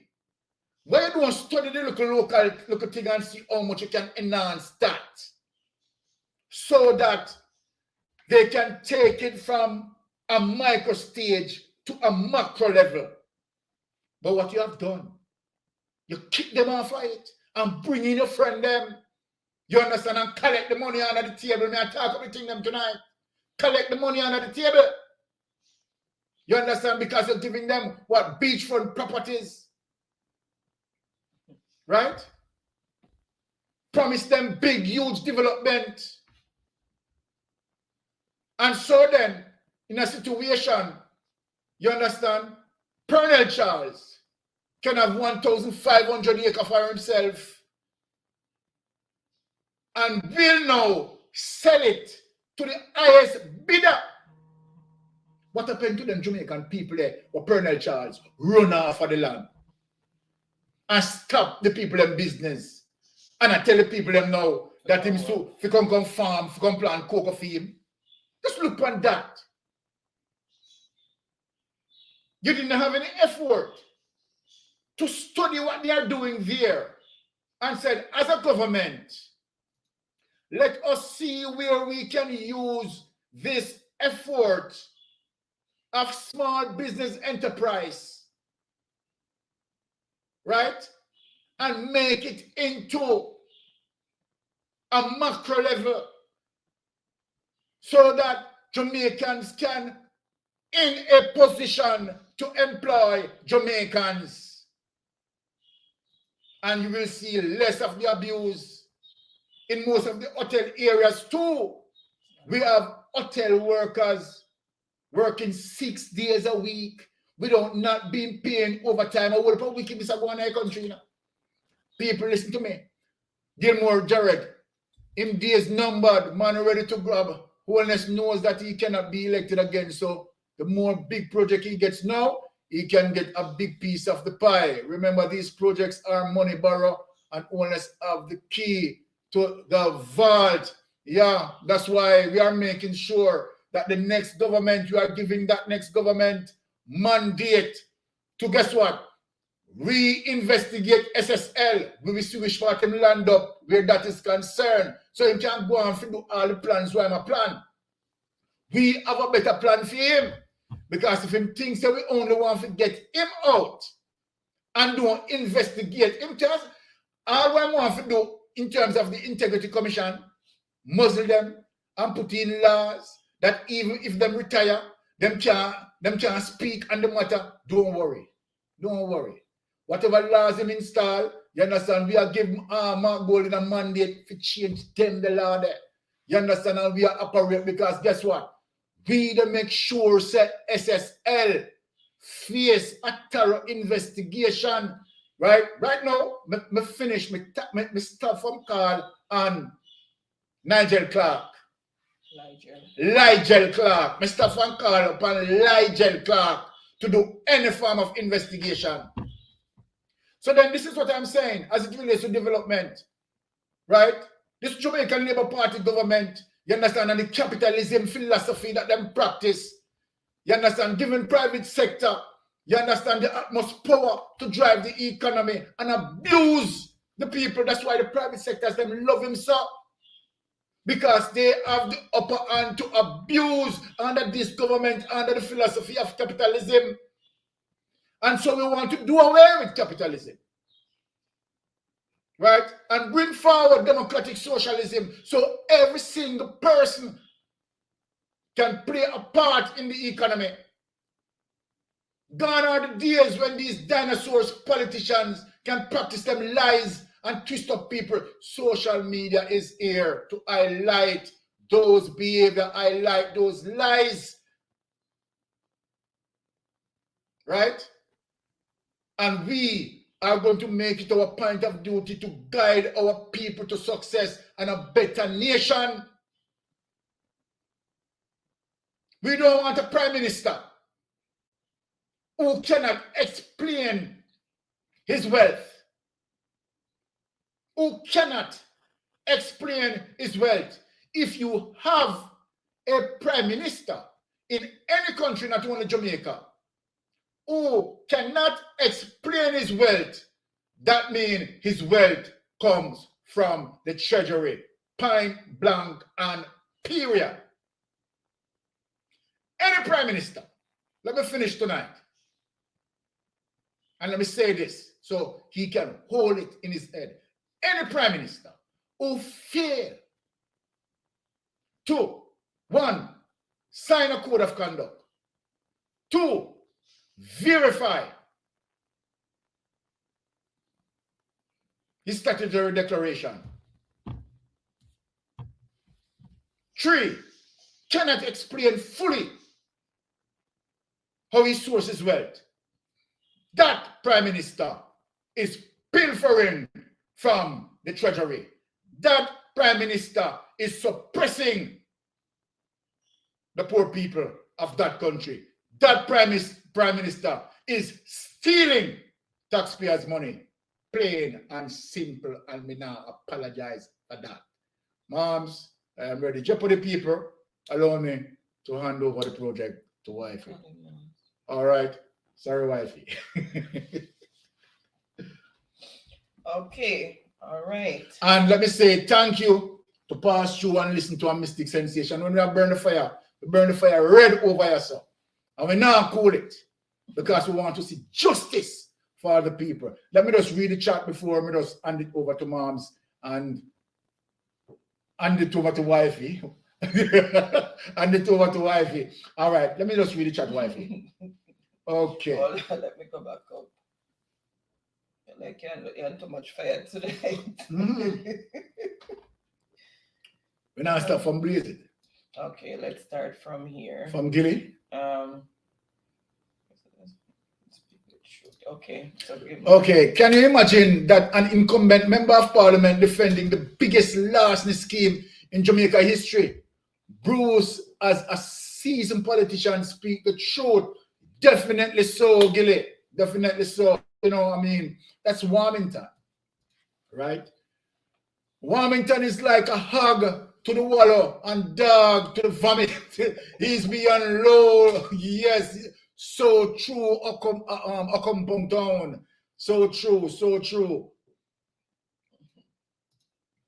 All right, Warmington just want to shut down any form of investigation. They're saying bird of a feather flock together right there. So with it. And let me say, Tara, my big apology because I did not.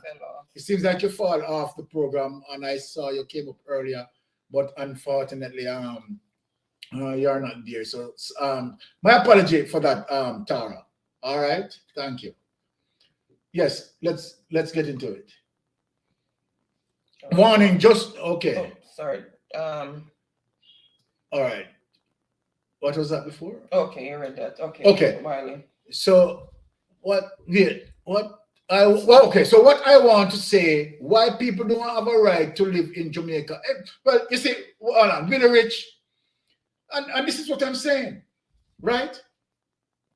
And I am pleading with my Jamaicans, right? To make sure that, listen, if there's a situation where you find yourself and, you know, said you're squatting there, put it this way, right? Because there's a processing law for squatting and or you can become registered.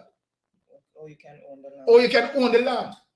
So then check out our you know, whatever amount of you understand, have a dialogue and just decide, say, all right, let us go to the Commission of Lands, right? And let us do a search to understand our status. And if you find that your status is that you are on unregistered land, go ahead and deal with the process. Go ahead and deal with the process. You can't say me never say this, you know. And you people sit there for years and wait until politicians, you understand, come send them friend, take over the lands and so forth. People, I am warning, you know. I am warning you people. Because that's what is happening now. I am warning you people. Some of these politicians who claim that they are representing you, they are not representing you, particularly under the Jamaica Labour Party government. So people, please take my advice. Don't wait on anyone. You understand? Go there and speak to the Commission of Lands in whatever parish you are in to understand your status. Right? And then even if you find out that, okay, all right, you're not on any unregistered land, the lands that you're on registered, ask them questions. Let them show you, you understand, areas where they have unregistered land because you have the right to own a piece of Jamaica property. You're a Jamaican by birth. But even if the land is registered and taxes not being paid over many years, they can pay the taxes and then start exactly. the process of owning. Thank you for that, wifey. So then you have to understand that, okay, you need to seek wealth and generation gap with that wealth. You understand me, I say? So then go there, seek information. You understand? And so then if you are on registered land, try and find out from them, you understand, the areas that are unregistered. And then go through the process. All right? Thank you. Okay, all right. So let's see, where did I stop? Okay.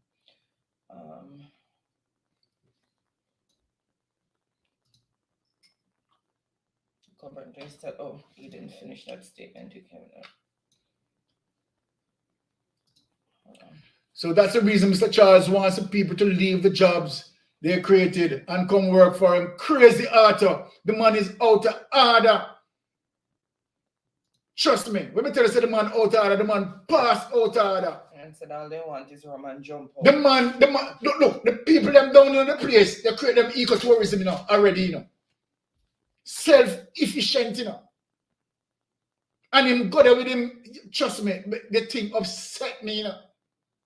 To know that the very same people them voted for his daughter there, you know. And then now, the daughter made it clear to them who voted her in that she is defending her father's rights because her father have her listed in the company as one of the directors. So that's what the people call upon themselves. You understand what I'm saying? But guess what? The next election, we will let them people know that we no want no Roman jump up. We don't want progress in our life. You understand? So then vote for Mark Golden. Okay. Yeah. All right. Them sick in them head. That is why crime rate cannot go down, because people cannot even get jobs in Jamaica. Look at that, Willie. I tell you, down to the jelly vendors are affected. Everybody affected. You understand me? I say they take away the authenticity of the island out of tourism. Exactly. Because now private, you see, and this is what I'm saying, private sector is driving the economy. So guess what now? They want to take away the craft. They want to take away everything, and everything now pack up and sell in at the hotel, because they don't want the hotel. They don't want the tourists. You understand? Leave outside of the hotel. You understand? The tourists spend everything in there. You understand me? I say, and them get it all, and the poor people them who they sell the craft outside, no forget nothing. You know, see the level of wickedness we are going. You understand? And the private sector them. The private sector now back this government, because this government allowed them to do that. And that's why we are here on social media to talk about things, you know, and tell the truth now, open people's eyes of what is going on. You understand? Them have them friends. Just look on it again. Even the hotels, them, they are not buying so much local foods, you know. Yeah. You understand? They are not buying so much of our local farmers' food. You understand? So, again, the government, you understand, have them friends. You understand? If you notice so much TPD truck gone in at the hotel, you understand, they sell foreign product. And the hotel buy them foreign product, leave our local farmers. So how does this government representing Jamaicans? How are they representing Jamaicans? When they do everything through political kickback to collect money from them friends, setting up them friends to do all of these things and leave out our farmers, you understand, to make money in the hotel. The farmers could have gone to the hotel and sell the hotel their produce. But how much of the farmers' produce that the hotels are buying as opposed to buying from TPD Co? That is sad. Right? So what we are talking about, you understand, we are talking about inclusion. Right? We need our citizens to include in the entrepreneurship too. You understand? Government must identify our small business Jamaican and try to make them reach economic of scale. You understand? By assisting them with their business. You understand? Make it easier for them. You understand? To create bigger business and employ more people. And little by little, we will solve the crime in Jamaica. You understand? If every day that the government aim and the government objective is to make small business mind, right? To think big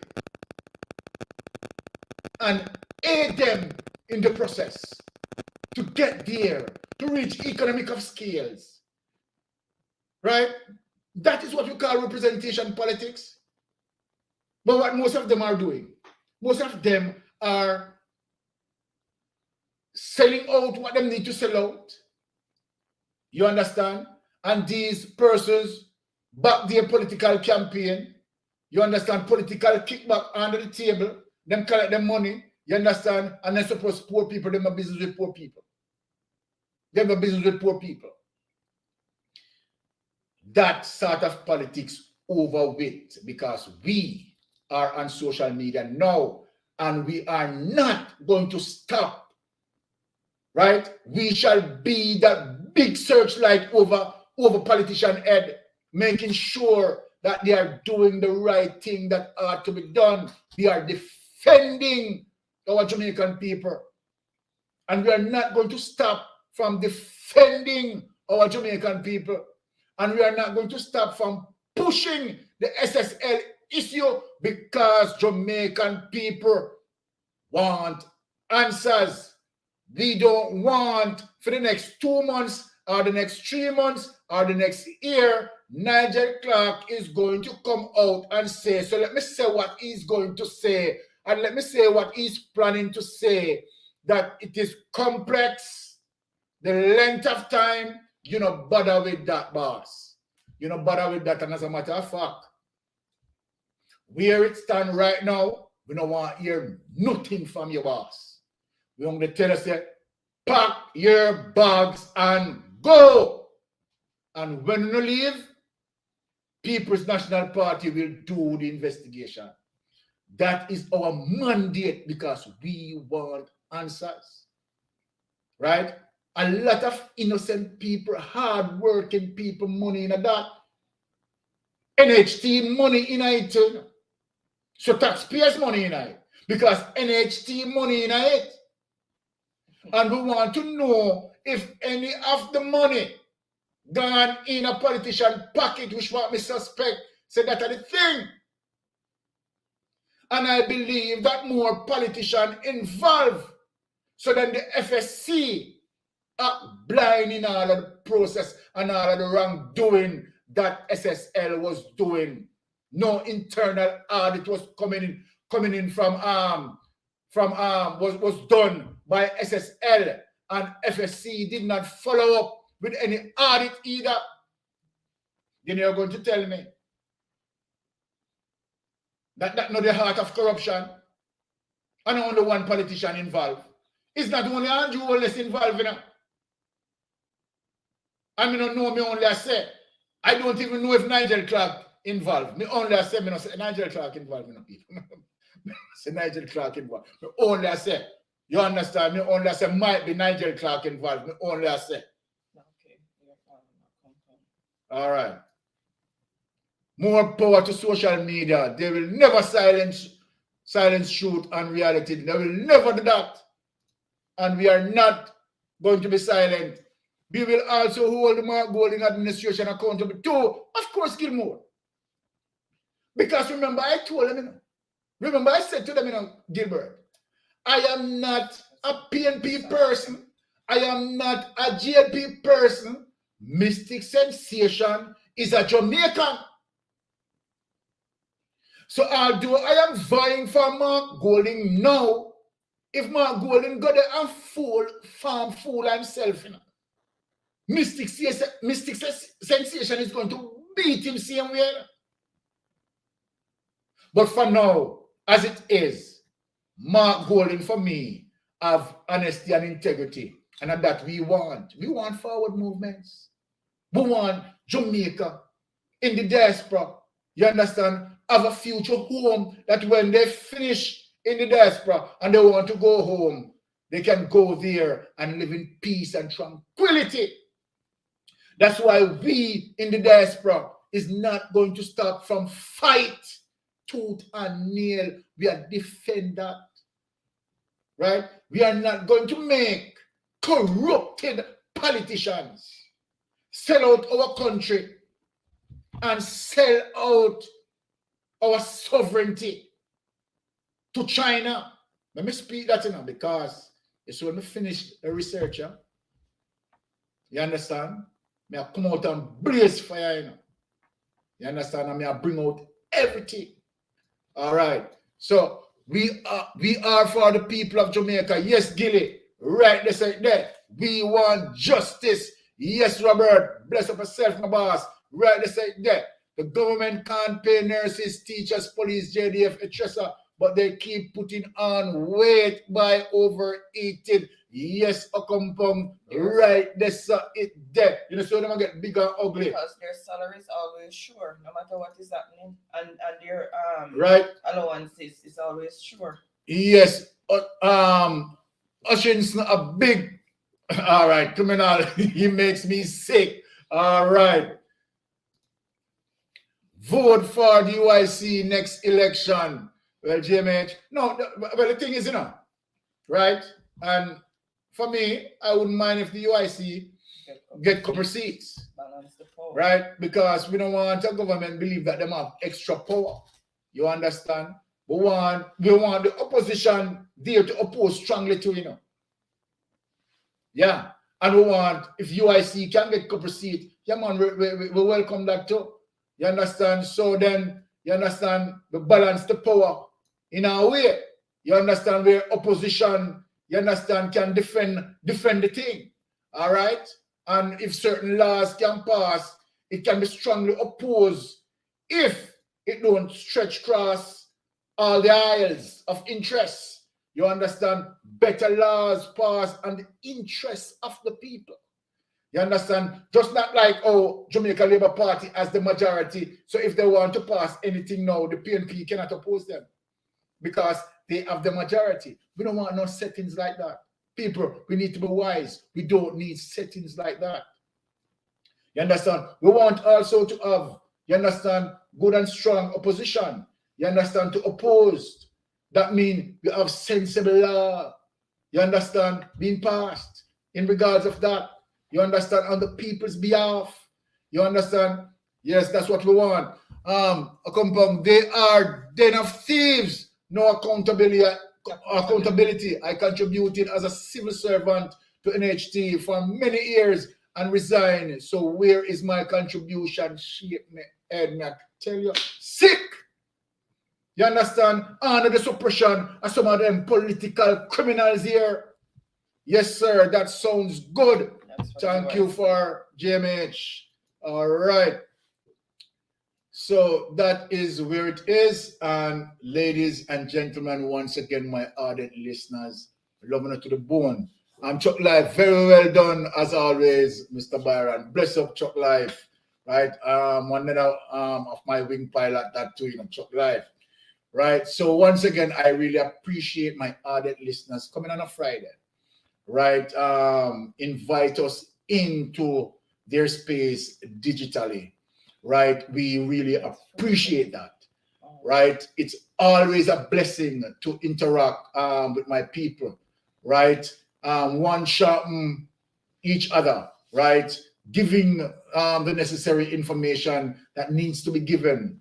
Right? And making sure that our level of awareness, right, being garnered and, you know, be censored what needs to be censored, right? Moving forward as it relates to upward mobility, as it relates to nation building, as it relates to justice, peace, and tranquility. Once again, thank you for listening to me.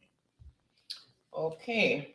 So thank you so much, Baron, for your fiery and, what must I say, you know, factual presentation and thank discussion. You. Thank you so much to everyone in the chat. Thank you for actively participating. Thank you for giving us your point of view. We want to hear from everyone what they think about the topic, what they think about what's going on, and also if you have any ideas as to how we can solve some of these issues, if to throw it out there on social media, because it might reach one of those leaders' ears and might be able to act on it, although we know some good ones are still there, but unfortunately the bad ones are at the forefront. So read what Okompong said there. Please discuss the politicization of the JCF as one of your next topic, and rightly so. I'm glad you bring about that, Okompong. I will definitely consider that, my ardent listener. Thank you for that. Sorry to see you go. Oh yes.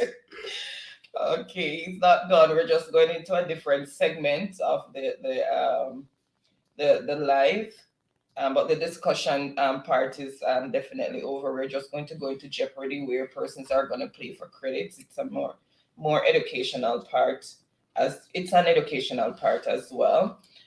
Gilmore is saying, now can you tell me why both of you sipping on that liquor later? I'm telling you, Gilly. I am just drinking a little Okanagan, nothing strong. Yeah. I can't do strong stuff. She doesn't do alcohol I'm lightweight. Gilly, she's lightweight. Okay, again, thank you so much to each and everyone who joined in, and feel free to continue commenting in the comment section. We love to read your comments and give feedback in a timely manner as we can, because life happens, we have work, so we try to respond to everyone's comment when we can and within a reasonable time. And no time to come, we'll not be able to respond to everybody, but we will try our best to respond to as many as we can. Yes, and Gilly, the truth be told, I am on. Let me say this to people. I'm only an occasional drinker. It's only on a Friday that I will take a cup, right, and just have a taste, just to prep up myself, right. I am not a drinker per se, right. True. So Bar is only there for show. That is just for show to entertain our guests and so forth. But I'm not someone who overly indulge. Let me say that. Okay, all right. So we are going to go into Jeopardy, and Grace is saying like up the lives. Yes, people, just thumbs up the live. Thank you for that, Grace. Please. If you did not thumbs up the live when you're coming in, you can thumbs it up going out.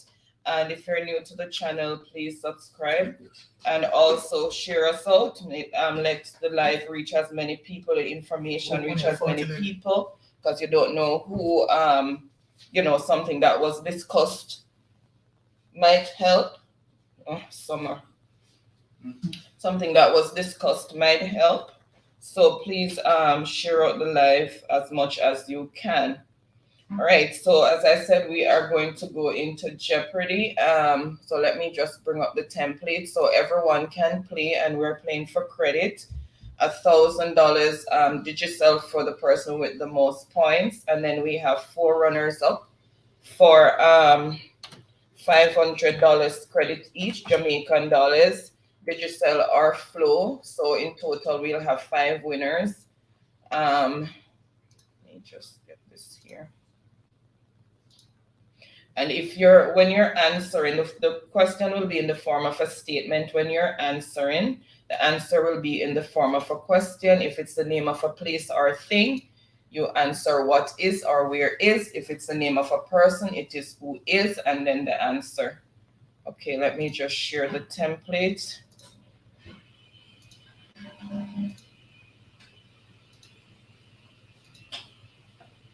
All right, so these are the categories that we have for tonight. Let me just remove the logo.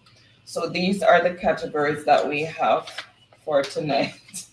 Gilmore said, Jeopardy, the worst part of the program. That's the part where I can't with. Gilmore, remember, you just need to have nimble fingers to work with these Olympian fingers that are playing. Man, not in the comment section, but I tried to thumbs up. Thank you so much, Grace. Really appreciate that. I know a lot of people watch but don't really get the time to comment. We appreciate whatever support we can get, but we also love to read the comments. I'm staying at work. I hope work is not too hectic for you, and I hope that you don't have too much longer to go.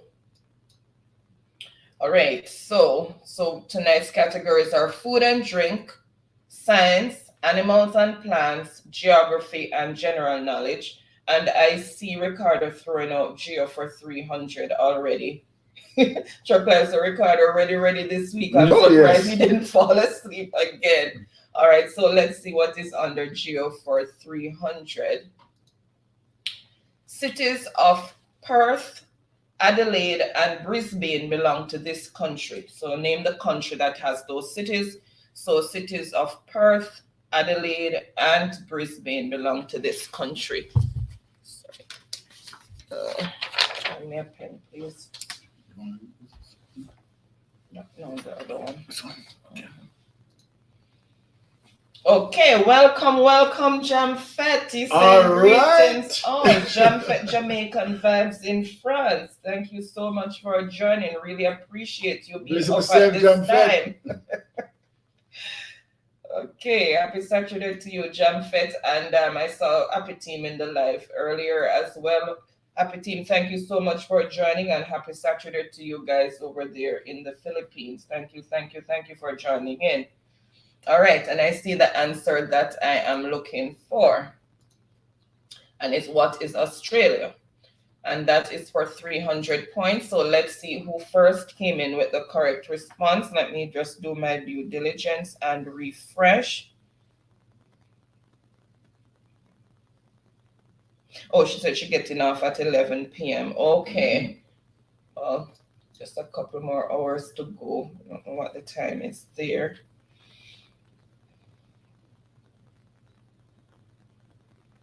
Give me Mr. Gilmore say, one thing with you, Baron, you do your homework. Yes, he does. Yes, Gilly, thank you for that.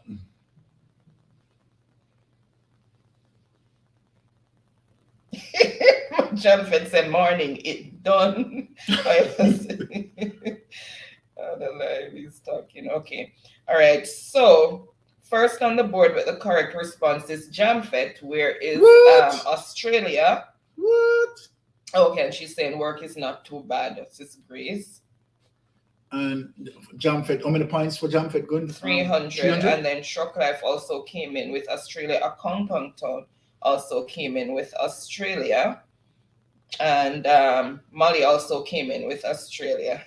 Yeah, compound say I'm playing for fun, lol. Okay, no problem. All right, so Ricardo, choose the next category and for how many points? No, sorry, Jamfet. I am so sorry. Cheer for 400. Pardon me, Jamfet. He's saying cheer for 400. The layer of the earth is right below the crust. It should be this layer of the earth is right below the crust. So which layer of the earth is right below the crust? When you dissect the layers of the earth in geography. Gilmore, I think you're logging a bit because he's just on what is Australia. Can somebody just type and tell Gilmore that he needs to refresh, please? All right, so let's see who first came in with the correct answer. See the answer I'm looking for, and what is the mantle? So the mantle is the layer below the crust, and that is for 400 points. So let's see who first came in with the correct response.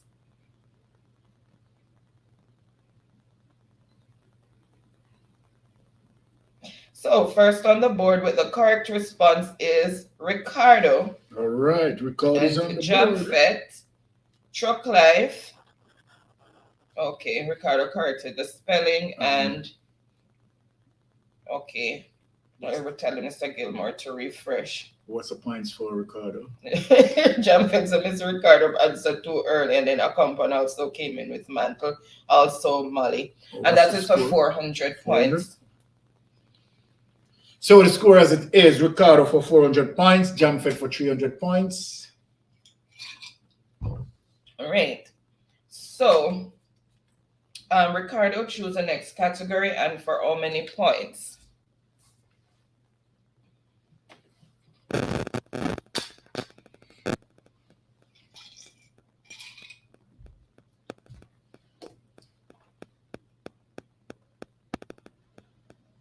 Geo for 200. Okay, it's keeping it all Geo. The world's biggest island. Name the world's biggest island.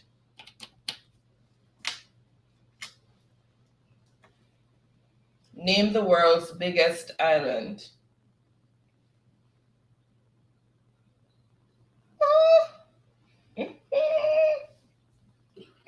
I'm sharp, so. Welcome, Empress. Happy Friday to you. Thank you so much. Big up yourself, Empress. Remember, guys, you need to put in what is or where is or thing or place and who is before the answer for name of a person. Okay, Mr. Gilbert is asking how to refresh. So I guess you'll have to type it in. Somebody can just explain to him in short order, please. He's not going to hear because he's lagging. That's why it has to be typed. Oh, okay. Yeah. All right. So I see the answer, which is what is Greenland? So Greenland is the largest, it's the biggest island, and that is for 200 points. Welcome, welcome, Verona. Happy Friday to you. Thank you so much for joining in. Really appreciate you being here. And that's a 200 points. So let's see who first came in with Greenland.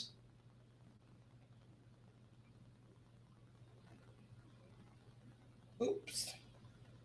I tell us to them quick. Can't hold them, you know. So first on the board with the correct response is Jamfet. Then J-Mate, but he's playing for fun. And that is for 200 points. He's just put in the answer. Truck Life seems like a, okay, I don't think he is. Empress.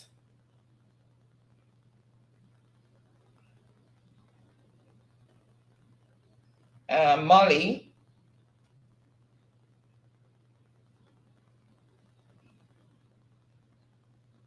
All right, so that's the order in which the answers came. So Jamfet, choose the next category and for how many points?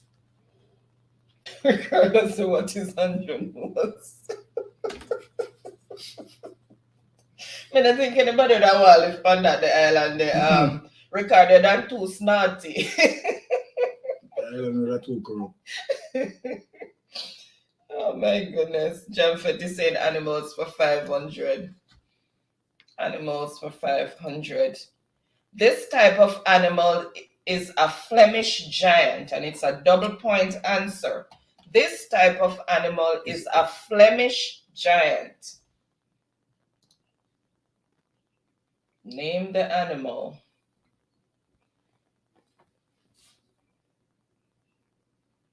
What?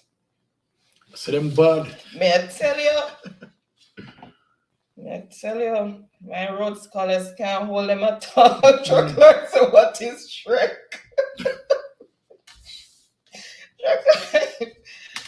So what is Shrek? And I see the answer that I am looking for. And it is what is rabbit. So it's a rabbit, and it's a very old breed of domesticated rabbit. Is referred to as Flemish giants. Okay, so what is a rabbit? So let's see let's see who first came in with the correct response. Let me just refresh.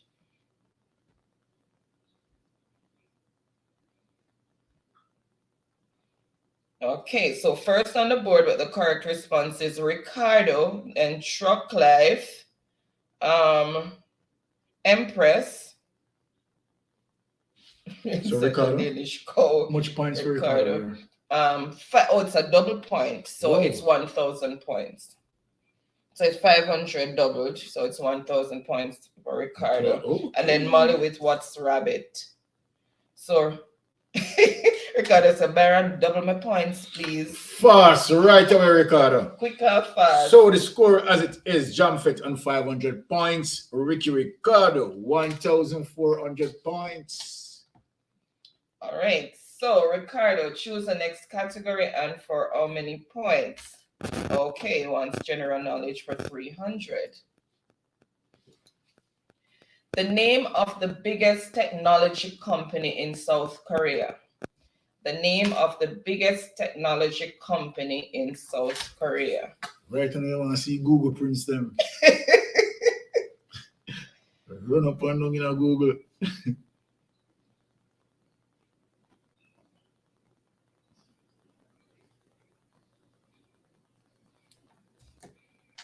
All right, and I see the answer that I am looking for, so I'm not gonna delay, and it is what is Samsung. So Samsung, and that is for 300 points. So let's see who first came in with the correct response. Oops, chat running away. Okay, so first is Jamfet. Okay. And that's for 300 300 points. Then Empress I tell us that everybody have fire pan how many cylinders? 4 cylinders. 4 cylinders. Empress came back with that. Truck Life, Ricardo, a Kong Pong. No. It says, whoa. King Lion, where's King Lion? Welcome, welcome, King Lion. Happy Friday to you. Bless up, King Lion. Oh, it says his laptop died on me. Big up everyone in the chat. Welcome, welcome, King Lion. Thank you so much for joining. Happy Friday to you. Really appreciate you being here. All right, and Molly also came in with what is Samsung. All right, so John Fett is saying science for 500. I know you're my complaint about the categories tonight. The opposite of matter. What is the opposite of matter?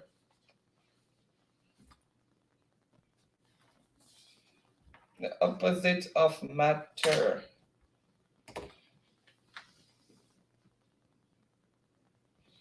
What is the opposite of matter?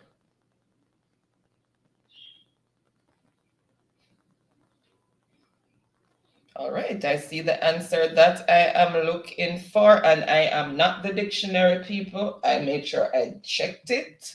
I am not the dictionary. I did not come up with these opposites. So, what is antimatter? So that's the opposite of matter. What is antimatter? And that is for 500 points. So let's see who first came in with the correct response.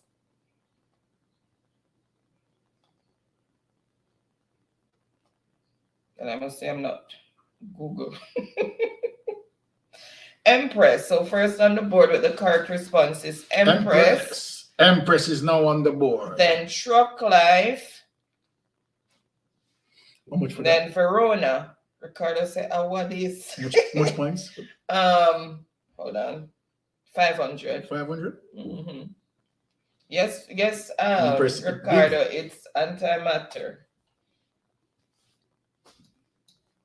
All right, so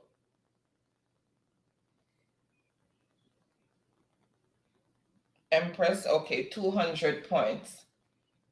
So she wants science for 200 points, says Empress. The first vaccine was for this disease. So the first vaccine was developed for which disease? And that is for 200 points. The first vaccine was developed for this disease.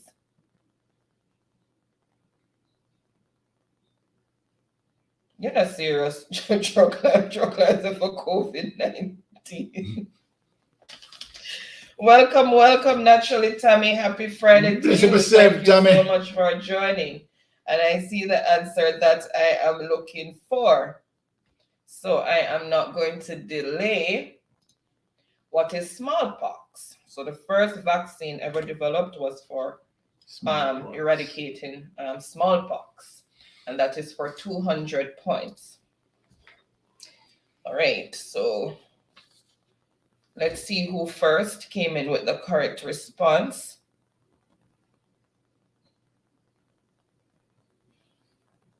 Okay, so first on the board with the correct response is Empress.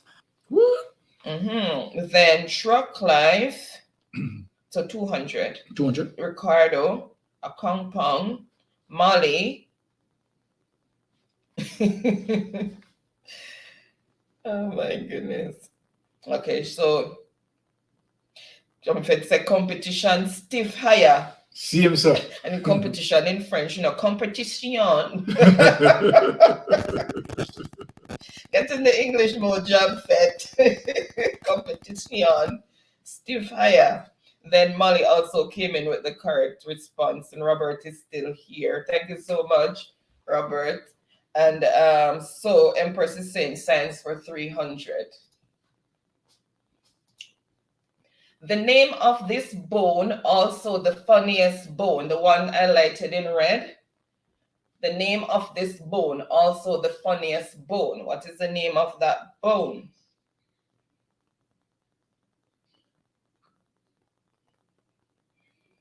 Okay, we're doing good, Tammy. No problem. We know that you have your young baby and everything. Hope baby and everyone in the family is doing good.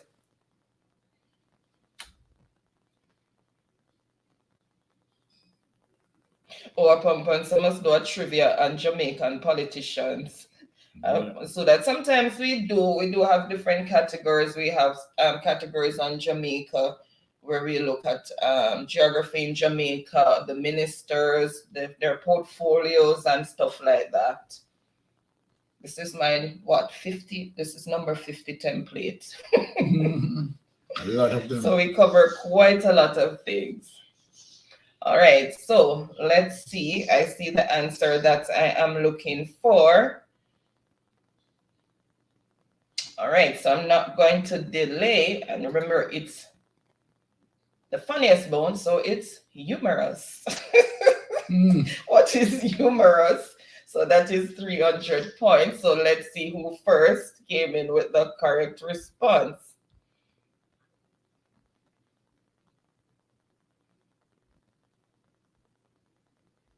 Okay. Jumpet said nice accent, and oh my goodness. Okay, so first with the correct response is Ricardo. Ricardo. Oh, you don't remember the points? 300. 300 points. Yeah, so 300 for who? Ricardo. Ricardo. Jumpet said, what is Elvis? Okay, and Truck Life. Hold on.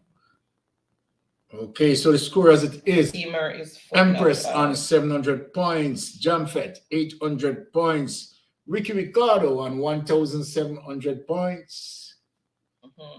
Okay, Empress also came in with the correct response. Ulnar bone, that is further down below, ulnar radius below the humerus.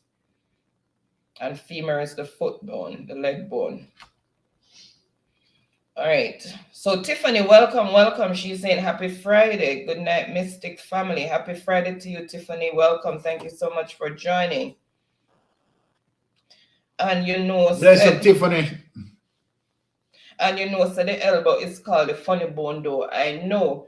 But remember, the skeleton, it's the bone that it wants you to name is highlighted in red. And I guess the pun is because it's the humerus. It's called the humerus. That's why they said the funniest bone. All right. Simone, welcome, welcome, welcome. Bless up, she was Simone. there earlier. Thank you so much for still being here. All right, so who got that point again? Empress. Empress. So Empress, choose the next category, and for how many points did I miss her choosing?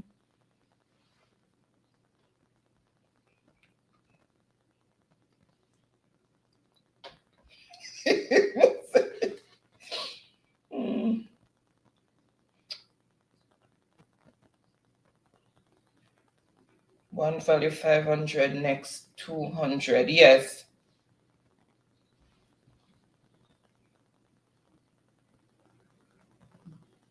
Empress on 700 points. Yes, she's on 700 points, Empress. Empress on 700 points, Jamfet 800 points, Ricky Ricardo on 1,700 points. Oh, sorry, it was Ricardo who was supposed to choose. My bad, sorry. All right, so food and drink says Ricardo for 300. Country that invented ice cream. Which country first came up with ice cream? Which country first came up with ice cream? What?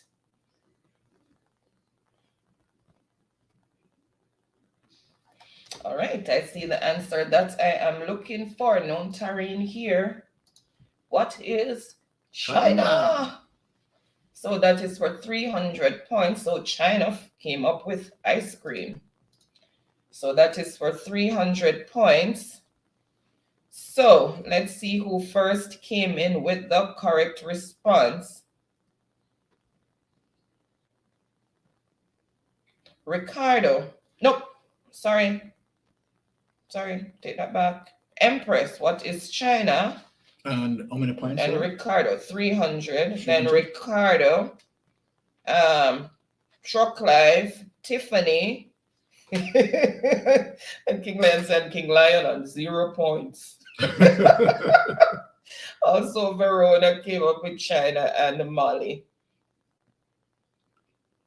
Truck Life said, King Lion, me and you tied with 0.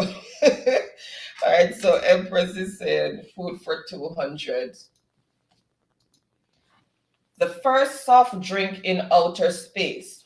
Which is the first soft drink that made it to outer space? The first soft drink that made it to outer space. Oops. I said them British bad. My scholars.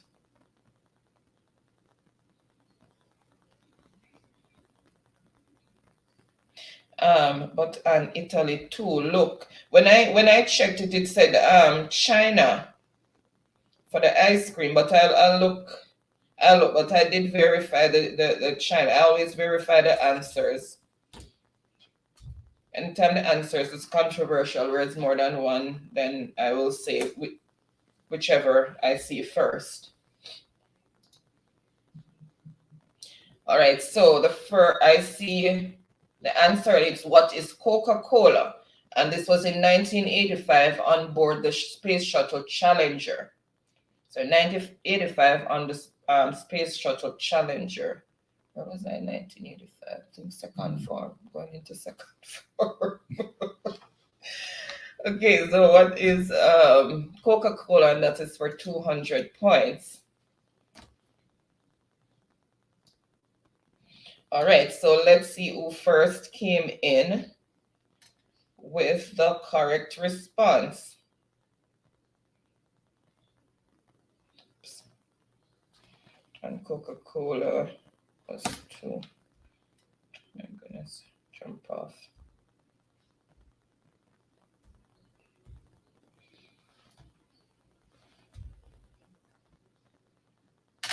One sec, guys. I lost it. I have to go back in. All right. So let's see who first came in with the correct response.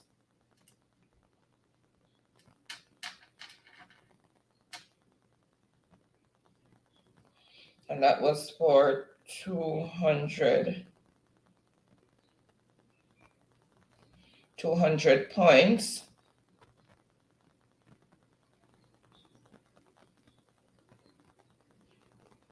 So Empress, what is Coca-Cola? So Empress first. And what, 200 points? 200 points.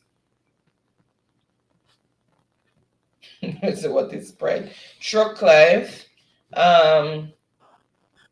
Tiffany, Ricardo, Verona. All right, and then a compound.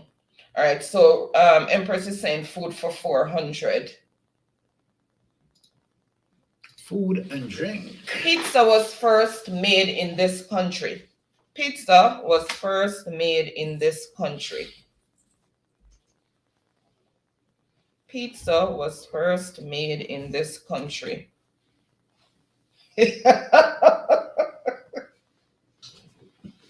Truck Life. Truck Life, what you typing?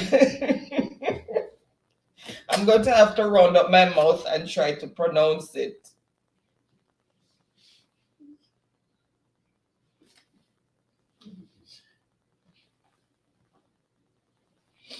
All right. So I see 400. Okay, I see the answer that I am looking for. So what is Italy? So Italy is the first country to make pizza. So that's where pizza originated, and that is for 400 points. So let's see who first came in with the correct response. Let me just refresh.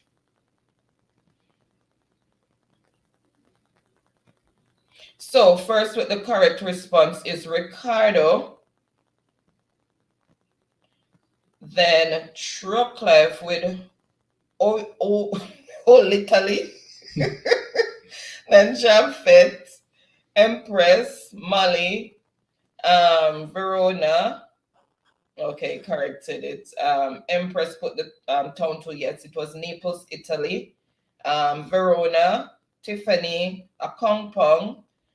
She's saying general knowledge for 200. So you got that? So, Ricardo. And how many points? And that was 400 points. Whoa. Okay, and he is saying Hush Verona, general knowledge for 200. So the score as it is, Jamfet on 800 points, Empress 1,200 points, and Ricardo 2,100 points. All right, so general knowledge for 200. What is the plural of sheep? Everybody run out, jump out, flick out, volley out, run out, but don't creep out, then you might get left behind. Mm-hmm.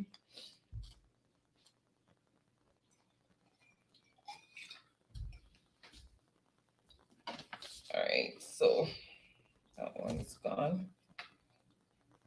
Your class got a mutton. All right, I see the answer that I'm looking for. The plural of sheep is sheep, and that is for 200 points. All right, let's see who first came in with the correct response.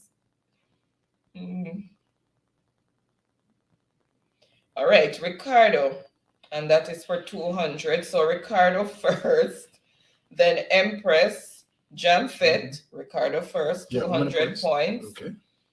Tiffany, Molly, Verona, chocolate slaughtered the sheep. Oh my goodness.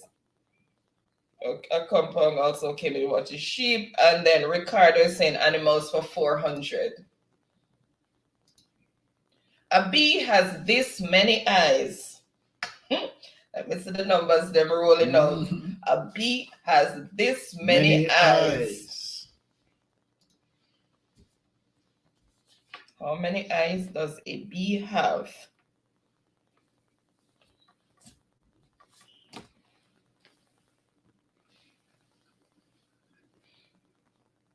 Okay, I see the answer that I am looking for. And a bee has 5 eyes, 2 large eyes, and 3 smaller ones in the center of its head.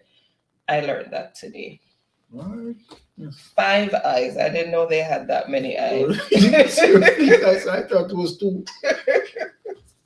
So that's for 400 points. All right, so let's see who first came in with the correct response.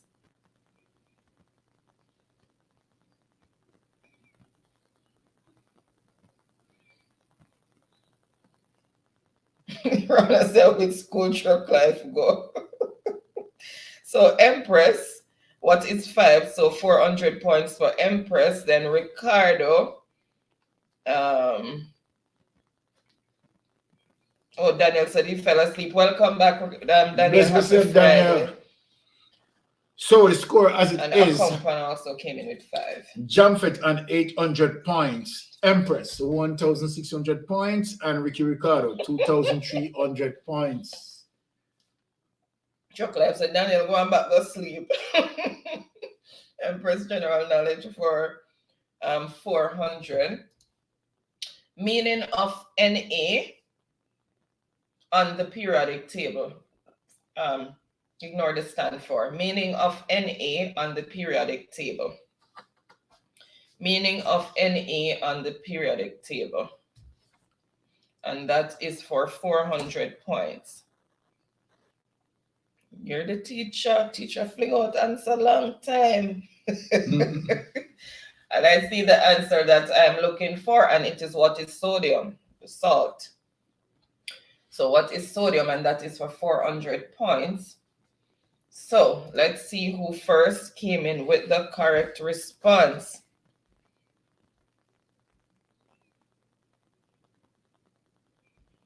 God, it's a sleeper bite me.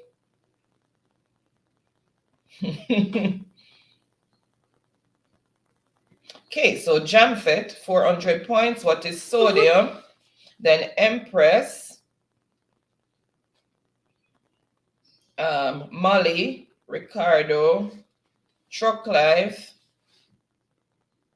Goddess, I kiss my teeth. And Verona. Goddess, I hate chemistry. All right. Jamfet is saying science for 400.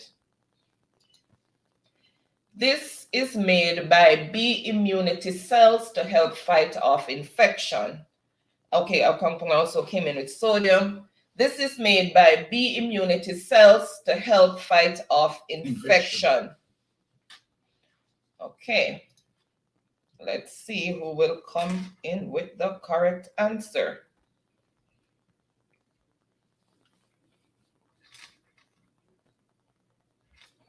All right, I see the answer that I am looking for, so no delays.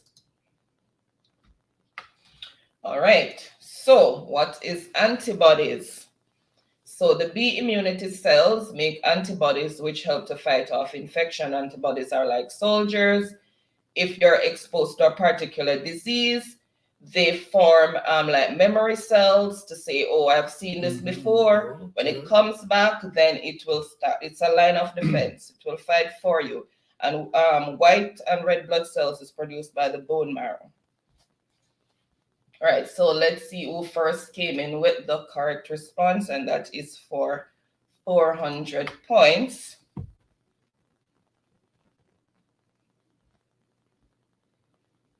Your antibodies are your soldiers. Let me see. Okay. So first on the board with the correct response is Jamfet. How many points? How many points? 400. Then Empress.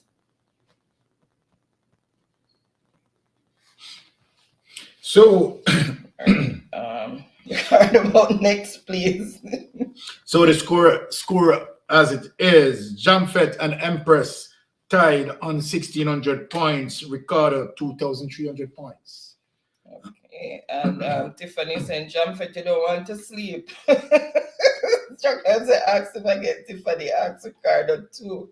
Jamfet said food for 500. All right, and it's another double points answer. The most consumed manufactured drink in the world. What is the most consumed manufactured drink in the world?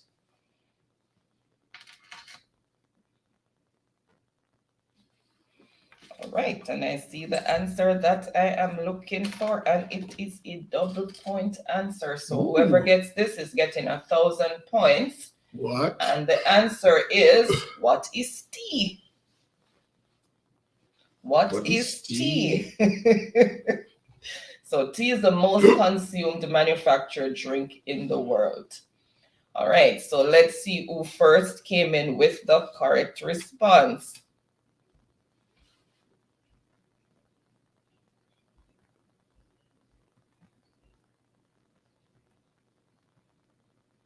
All right, so first with the correct response is Empress.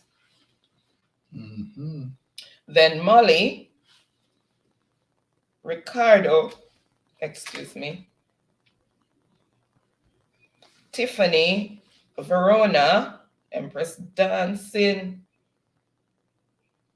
Hush, Tiffany, don't give up. The race is not for the swift, but those who can endure to the end. And upon getting tongue-tied, sorry guys. A compound also came up with the answer. And so there you have it. The score as it is, Jamfet on 1,600 points. Ricky Ricardo, 2,300 points. Empress now in the lead, 2,600 points. Oh, Verona, that's a big yeah, but Empress says food for 100. The only eatable food that never goes bad. The only eatable food that never goes bad. No matter how long you put it down for, if you put it in a too cold, but if it get too cold, then it might be too much solidified. But yeah, it doesn't go bad. All right, I see the answer that I am looking for, and it is, what is honey? And that is for 100 points. So let's see who first came in with the correct response. No matter how you store it, it doesn't go bad.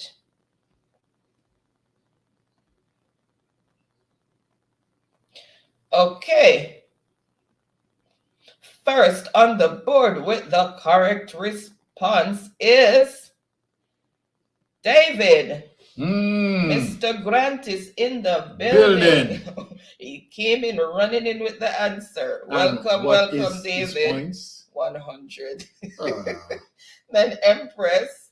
Happy Friday, David. Thank you so much for joining. And then we have Jamfet, Tiffany, Molly, Truck Life, Daniel, Verona, Wayne, 10% Mr. Grant upset. Me say just come and show us when them Truck Life say a kangaroo wrench in there. All right, so David, choose the next category and for how many points. Him say I want to keep. When I'm at the back of the class, so try and come up to the front. David said, Ricardo, you couldn't call me. Wait a minute. Okay, so in general knowledge for 100. All right. www stand for this in a website browser. Everybody run out, roll out, jump out, skip out, lick out. www stand for this in a website browser.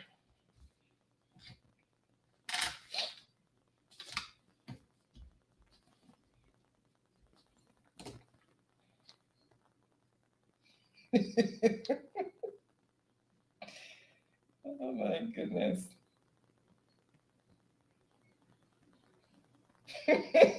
President David fridge will have defrost.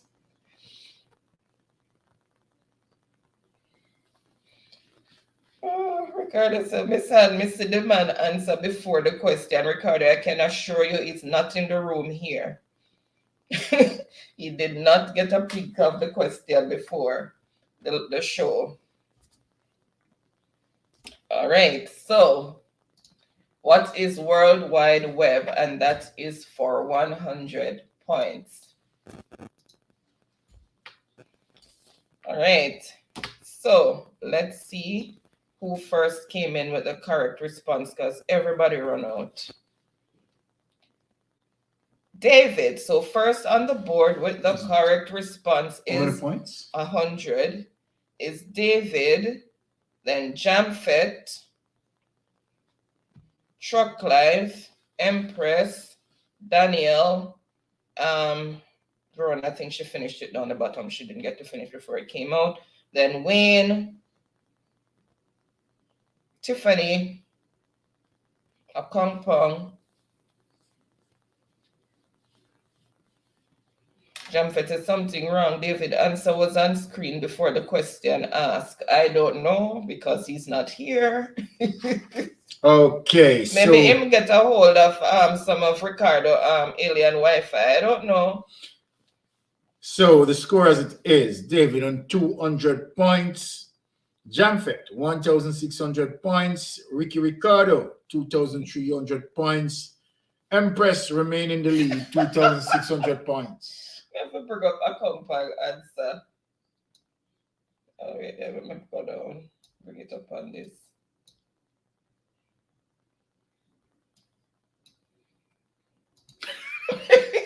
Warmington, wicked and wild. Warmington, wicked and wild. Empress and Chris wake her up because she fell asleep. Tiffany say, Aldel could come on the board and I'm here buttering to get on it. Oh, Tiffany. All right, so let's see. So what is a compound typing? All right, so who got the points? Geo for one. David. Okay, say Geo for 100. All right. Almost finished. The capital of Ukraine. Run out, jump out, skip out, roll out. What is it?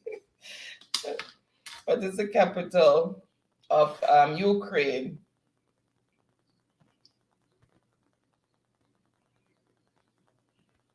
All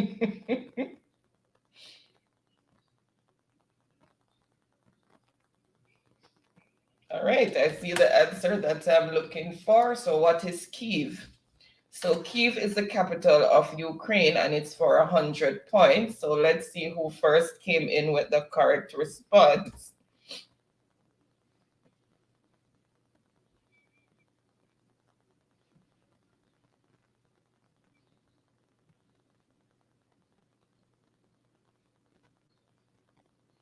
Okay, David, first on the board with the correct responses. David. 100 points, 100. 100. Then Tiffany, Empress, Ricardo, Molly, Jamfet, gotta say Wolande man, Verona. David, 100 points now. Jamfet said me done. Ricardo said something wrong, so. Oh, first me know this. Okay. Then Ricky Ketch, what is lied? Me see it, but me jump past it. And David is saying, okay, a compound also came in what is Kiev. All right, so David is saying animals for 200. Or my animals for 200. Botany is the scientific study of run out, jump out, whichever way you want to roll out on it. Botany is the scientific study of. I said, if the people that may forget the point, you know, I mean, they don't get the liquor point. Here's enough of whisper too low. Nobody here. Mm-hmm. Here. Sit that truck live here. I like that. Truck live here with you.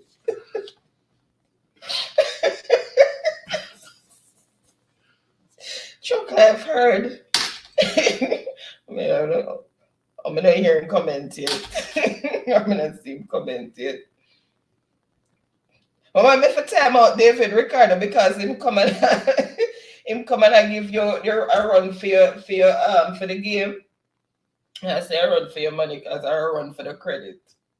Well, must time out David. I come back and say I'm enjoying this. Okay, thank you so much. I'm glad you're enjoying it. Staffing. I'm done my look on the shift that I'm put out. All right, I see the answer that I'm looking for, and it is what is plants. So see, I made it when I'm lose the little point. It's 200. So plants are 200. So let's see who first came in with the correct response.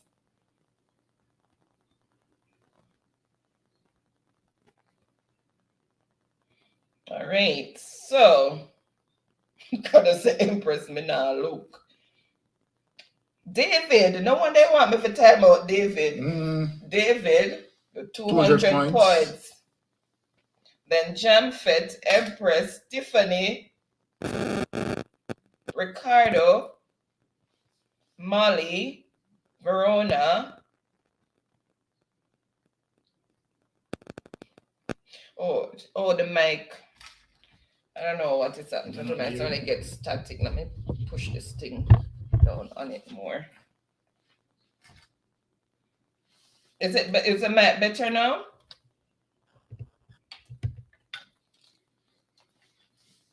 Okay.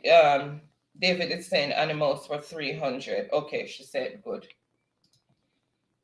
So animals for 300. An octopus has 3 of these organs. An octopus has 3 of these organs. An octopus has 3 of these organs.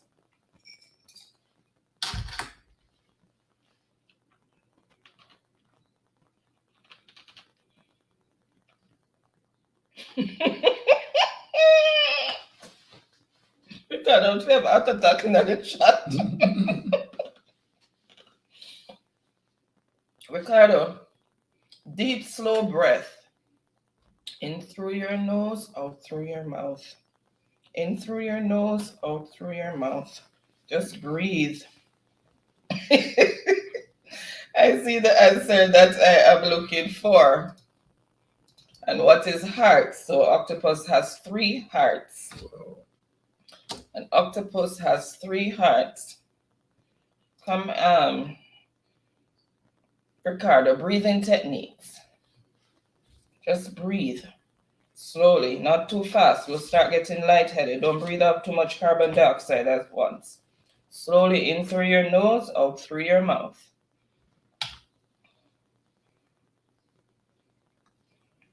All right, so let's see who first came in with the correct response.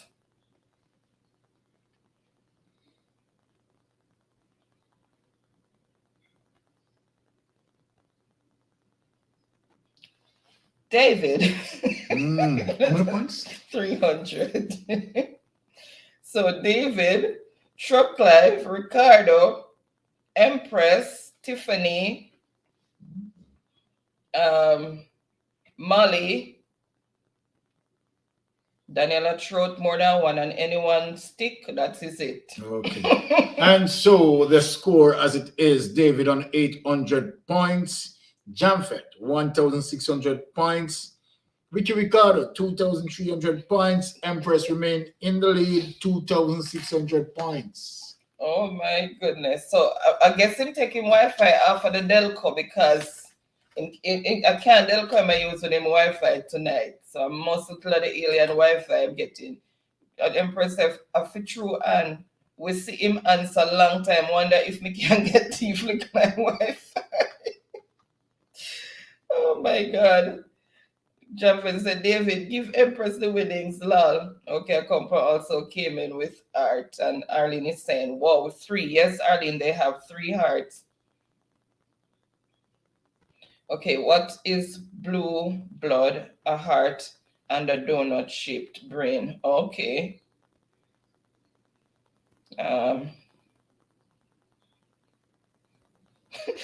Chocolate, if an octopus gets a heart attack, does it affect all 3 hearts? That's a good question. All right, so Tommy said the same thing. Good question, Chocolate, lol. Same, so says Jamfet as well. Good question. No, Ricardo calling David phone. Are you so corrupt, Ricardo? Some call the man phone and the man get the answer. The question. I might put you on timeout. Oh my goodness. Your Empress, she call him phone, Ricky. Instigator. All right. Okay, so David is saying animals for 100.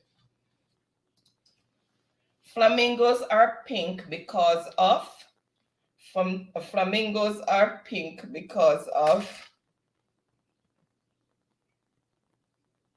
I gotta say, look how long we stuck at 2,300. Oh yeah. Ricardo, from David coming can't move. Can't move. Stuck. David holding. David have him under manners. Oh my God.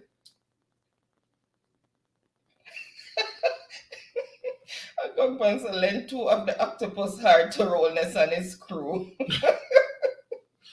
They really need them. Or compound.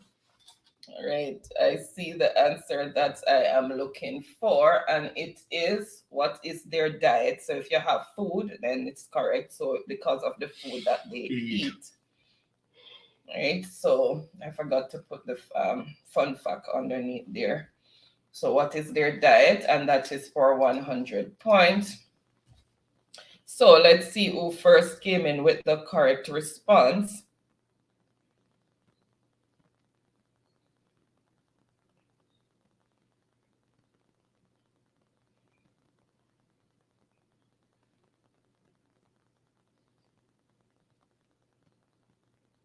Okay, so Tiffany, what? No, sorry. Oops. Sorry, don't shout at me in a loud tone of words.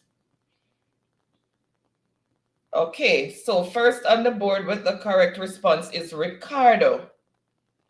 So it's Ricardo. And how many points? That's 100 points. Make sure I correct myself before I start putting in tone of words in the chat. Ricardo, then Tiffany, Molly, Empress, Verona, Daniel. Okay.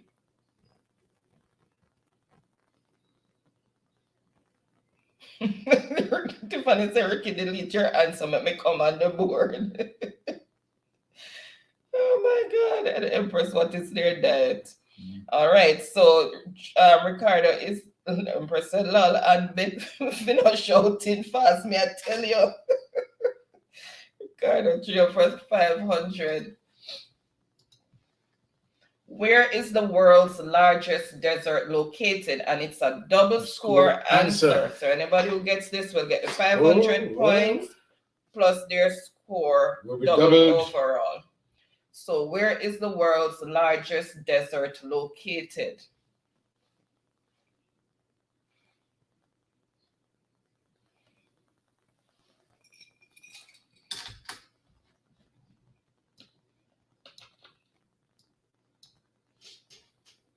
All right, I see the answer that I am looking for, and it is what or where is Antarctica? I want to see who wins this. So it is the Antarctica desert. Because anyone who wins this has the potential to win the game. All right, so that is for 500 points, and then the overall score is going to be doubled. Okay. All right, so nail-biting moment. Nail-biting moment. Anyone win this has the potential to win the game itself. Let me make sure me concentrate properly. I don't bother call anybody name by mistake. Problem that. Hello, Charlie. Welcome, welcome. Happy Friday yourself, to you. Charlie. Running a look at who win. How are you, Charlie? Feeling any better? Okay. So first on the board with the correct response is Ricardo. Whoa, gone with the money. Ricardo, welcome, Moya. Happy Friday to you, Moya. Thank you so much for joining. So 500 to Ricardo. Gone and gone. Ricardo gone. Happy Friday, Moya. And then we also have Empress, while Baron is adding up. Molly, definitely off. Tiffany. Whoa. Molly, she corrected it. Truck Life. Oh, Empress and Lego Ricky shirt. Let go Ricky shirt. Ricky gone through the gate. All right. And then a compound also got, okay. Ricky gone through the door. So the score as it is: David 800 points, Jamfet 1,600 points, Empress 2,600 points, and the big man in the lead, Ricky Ricardo, 5,800 points to spare. Okay, and Akompom said, totally enjoy this. Lots of blessings from Blessing Toronto. of Akompom. Thank you so much, and lots of blessings to you from Alberta. Thank you so much for joining. All right, so. Okay, Empress said next week she want Mystic Sensation video question. So she threw it out there, so we might have it. So guys, sharpen up yourself for Mystic Sensation videos. They might just appear next week. Jamfet is laughing. Okay, so general knowledge for 500 says Ricardo. Nah, I don't feel better. I may kick the... Charlie, you want plenty prayer, no? But I hope you feel better soon, Charlie. But the only bucket I go kick is a metal bucket or a plastic bucket, a physical bucket. Because they're saying general knowledge for 500. The only metal that is a liquid at normal pressure. Okay, the only metal that is a liquid at normal pressure. Ricardo said, my son, what you eat? Ice. Ice. Ice, Ricardo.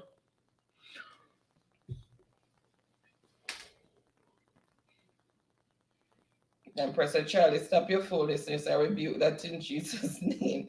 The only bucket tobacco cake is a metal or plastic one, Empress. All right, and I see the answer that I am looking for, and it is what is mercury, and that is for 500 points. So let's see who first came in with the correct response. Hold on, one more. The board is almost clean. Okay, first on the board with the correct response is Jamfet. Okay, and that is for 500 points. Then David, Empress, Molly, Tiffany, Trucklife, David, Daniel. Okay. Empress, let me say Ricky fast.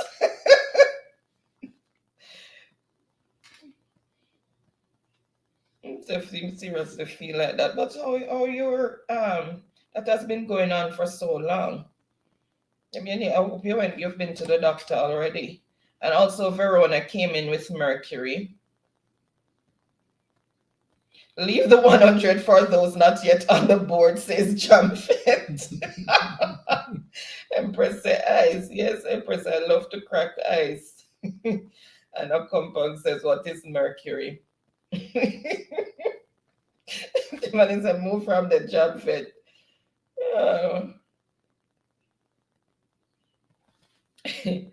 All right. Okay, Empress is saying I love ice too. Yeah. Especially during the winter, sometimes I forget to drink water because it's cold. So most time I love to eat ice. All right, so one is left.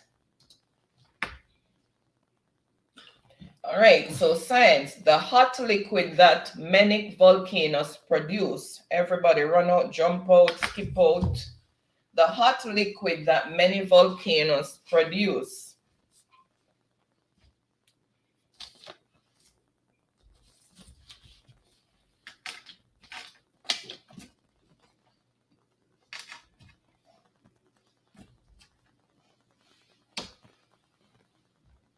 All right, and I see the answer that I am looking for, and it is what is lava, and that is for 100 points, and the board is clean.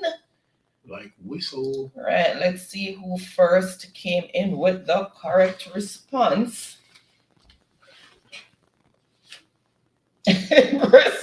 Oh Jesus, they don't never so not gonna make Tiffany reach on the board. All right, let's see who first came in with the correct response. Empress Ricky, you see you?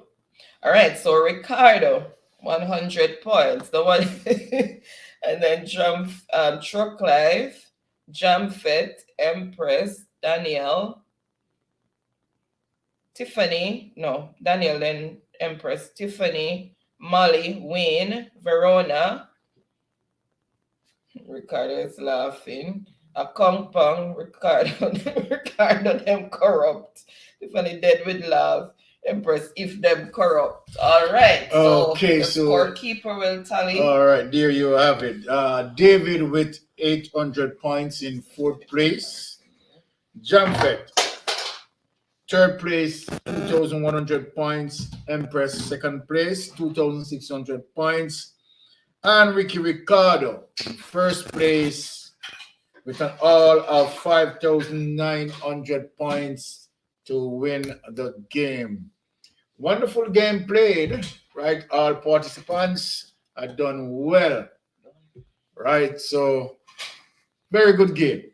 Okay, David says send his to the 791 floor. Okay, 791 floor. Okay, David? so yeah, 791 floor. So congratulations to all the winners. Game well played. Congratulations to everyone who made the board, and well played game for everyone who participated. Wayne said if I was depending on the game to eat food, I would die already. Hush, Wayne.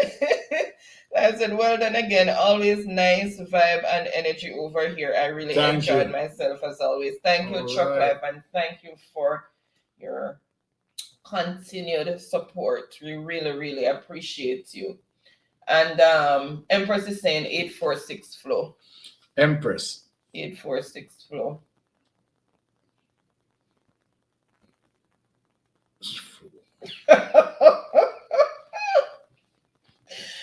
I come put on a roll tonight. Host, who is the worst? Crablos, Glue start with W. Okay, oh my God. Okay, Ricardo says he's giving half of his winnings to Tiffany. So okay, so Tiffany will get half. So I'm putting up Tiffany there then. Yeah. All right. Okay, so that's how we do it over here. We are a close-knit family. So yeah, good sportsmanship. They love to share. So their credits. From Ricardo? From Ricardo. So from time to time, you'll find that they will share their credit with each other. Very good sportsmanship.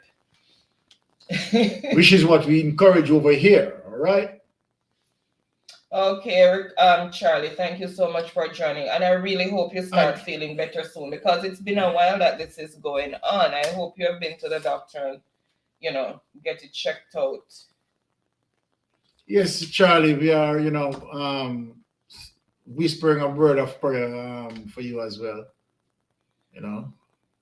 Okay, feel better soon, Charlie. Okay, Ricardo said I message Tiffany. Okay. Empress, a compound is something else. Okay. All right. All right. Okay, so when I feel the same, we have some things to do, but I'm waiting on the life to end. Like, if them for the pinpoint to eat food. Beryllium said, bye guys, have a good night, everyone. See you next weekend. Bye too. Up top, big up. Same to you, Verona. Have a wonderful and productive week, and have a wonderful weekend, and stay blessed. Thank you so much for your continued support. Really appreciate you. Okay, Ricky, check your portal. I'm gonna send you something. Okay, that is from David. Yes, Daniel, long time you know reach on the board. John know about sunshine. All right, we're looking forward to your shining again. Send me fall asleep. I remember I said, Empress, I'm all fun. First time, and I love this. I'm really happy that you love it. A compound, really, and I really appreciate you being here. Welcome to the family. Empress said, bless up Chuck Life. If me did win, I'd send you half. Chuck Life never make it to the board. I know. I think this is the first time in such a long time that he hasn't made it. Chuck Life, didn't realize. Oh, Jesus. Yeah. Okay. But you're a shining star anyway, so because you're always making it to the board. How is the baby? Hope all is well with family. Oh, Ricardo, so let me up there. Where are you? I'm gonna see at the door. You knock or you ring the doorbell? Don't knock my door. Ring the doorbell, please. Do not knock my door.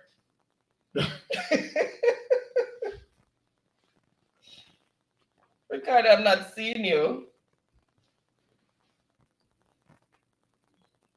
And read my comment. We'll make jump it, run gun. All right. Thank you for ringing the doorbell and not knocking my door. All right. Welcome, Ricardo. The big boss. What's up, Ricky? Hold on, I'm trying. I'm trying to add my camera, but it not add. It's still stuck to the webcam. I don't have a webcam. Okay. Don't worry about that, Ricky. But not sure me there, so they don't see me. Sorry, one sec. Well, good night, Sherman. Happy Friday to you. You know me have to trim first. You always have a problem when you come up here. You can't shrink because you're not trim.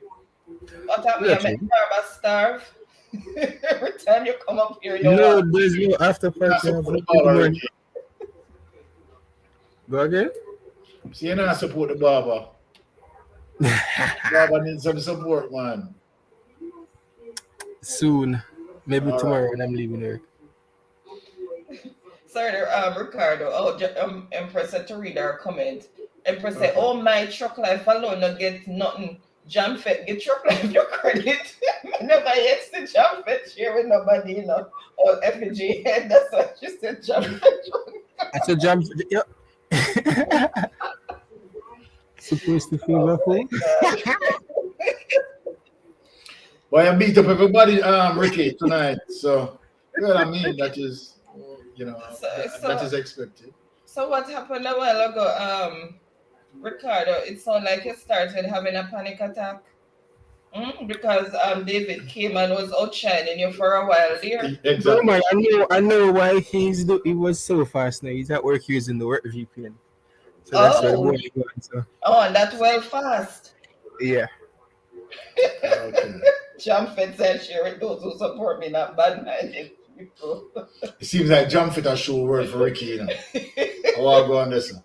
Me nah look at him, you know, because we need to go find something else. So. David said, "Ricky, you chat too much." See? Right.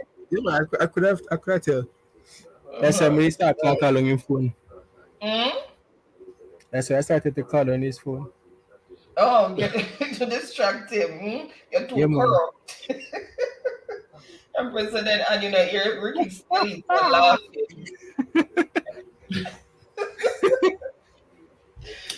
Oh my goodness. Empress, you're not betting us up.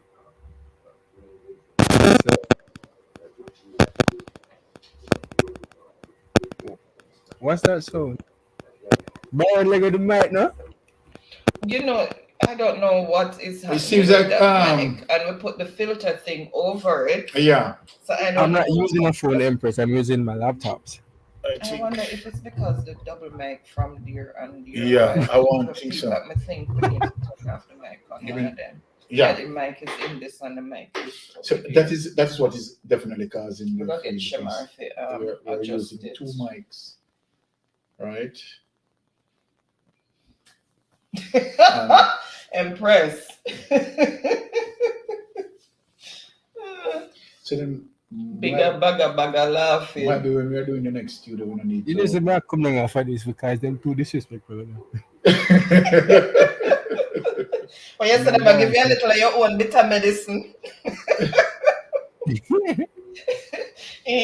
I give you a little of your own bitter medicine. You look so. Yeah, your Empress at about a Byron and pooping at the mic. Poor me now. Empress, the mic is far away from that region. I want to trim. Welcome, Oliver. Thank you so much for joining. Saying, "Oh my God, Mystic Sensation. You know, oh, I'm looking for. Some remember you, some may forget, and God is here." No problem, Oliver. Thank you so much for joining. Really appreciate it. Down the viewers going. Bless yourself, Oliver. And taking down the viewers going down. Oh my goodness. Anyways, guys, I have work in the morning, so I am not going to tarry. What time is it? 9:58. It's 11 o'clock. The AC broke down. All right. AC broke down? That's what David says. My fan stop work right now. So he can kill me. Empress said, Baron have no dinner tonight. Him eat it off already, David. So now. No, you like a book. Just you should say, oh, Empress you talk about already business. Before the show, so that's why. Empress, you talk about the business. Anytime you see him disappear, that means him never get to eat before we start. So as Empress as him give out the score in God.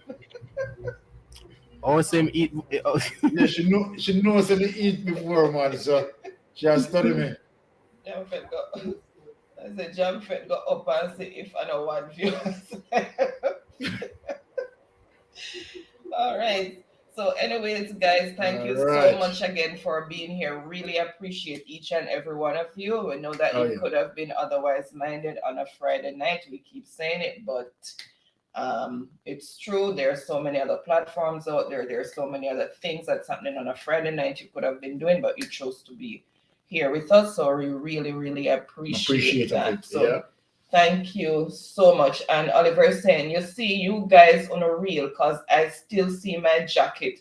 Other people take it back when them not see me. Yes, if we give you a jacket, we don't take it back. Why are we gonna clothe you and then take back the clothing? No, we don't do that. We don't do that. Because look, to be fair, it is not. You can't expect people to always be. Because you have persons who are working and so forth, and then it is not all the time that people can support you. So we understand that.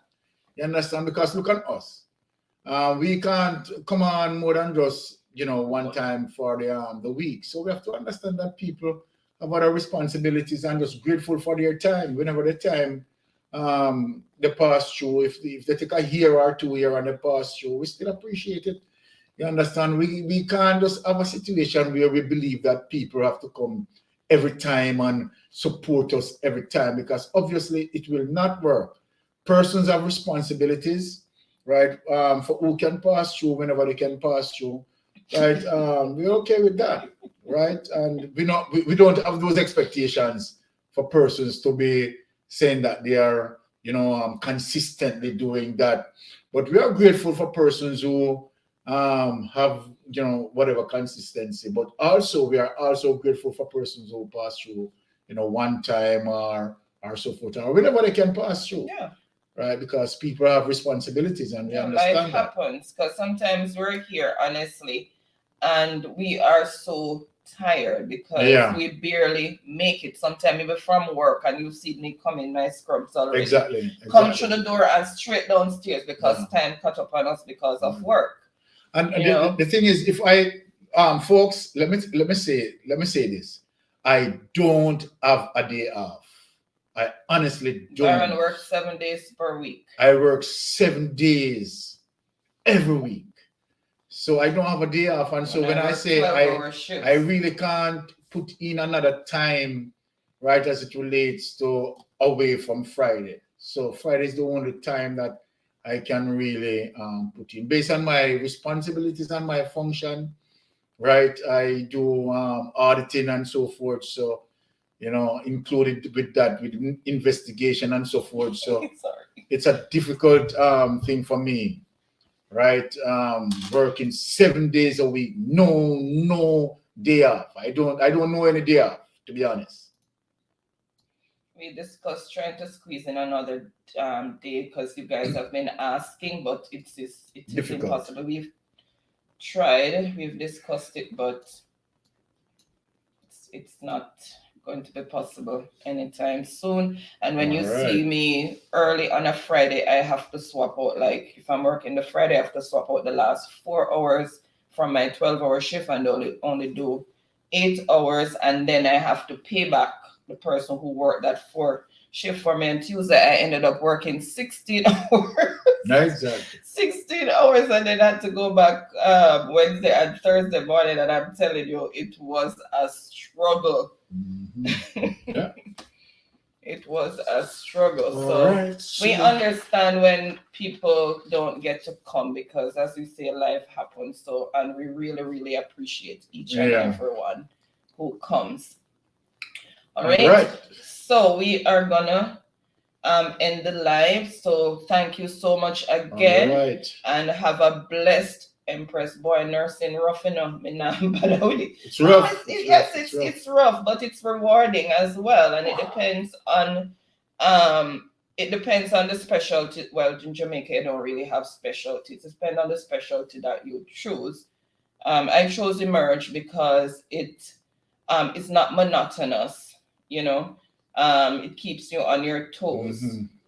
Different features every day is different things. You don't know what's gonna come through the door at any moment, and whatever, the adrenaline, I like that. I don't like being stuck on a ward, just taking care of the same people for how many weeks, or no. I love Emerge.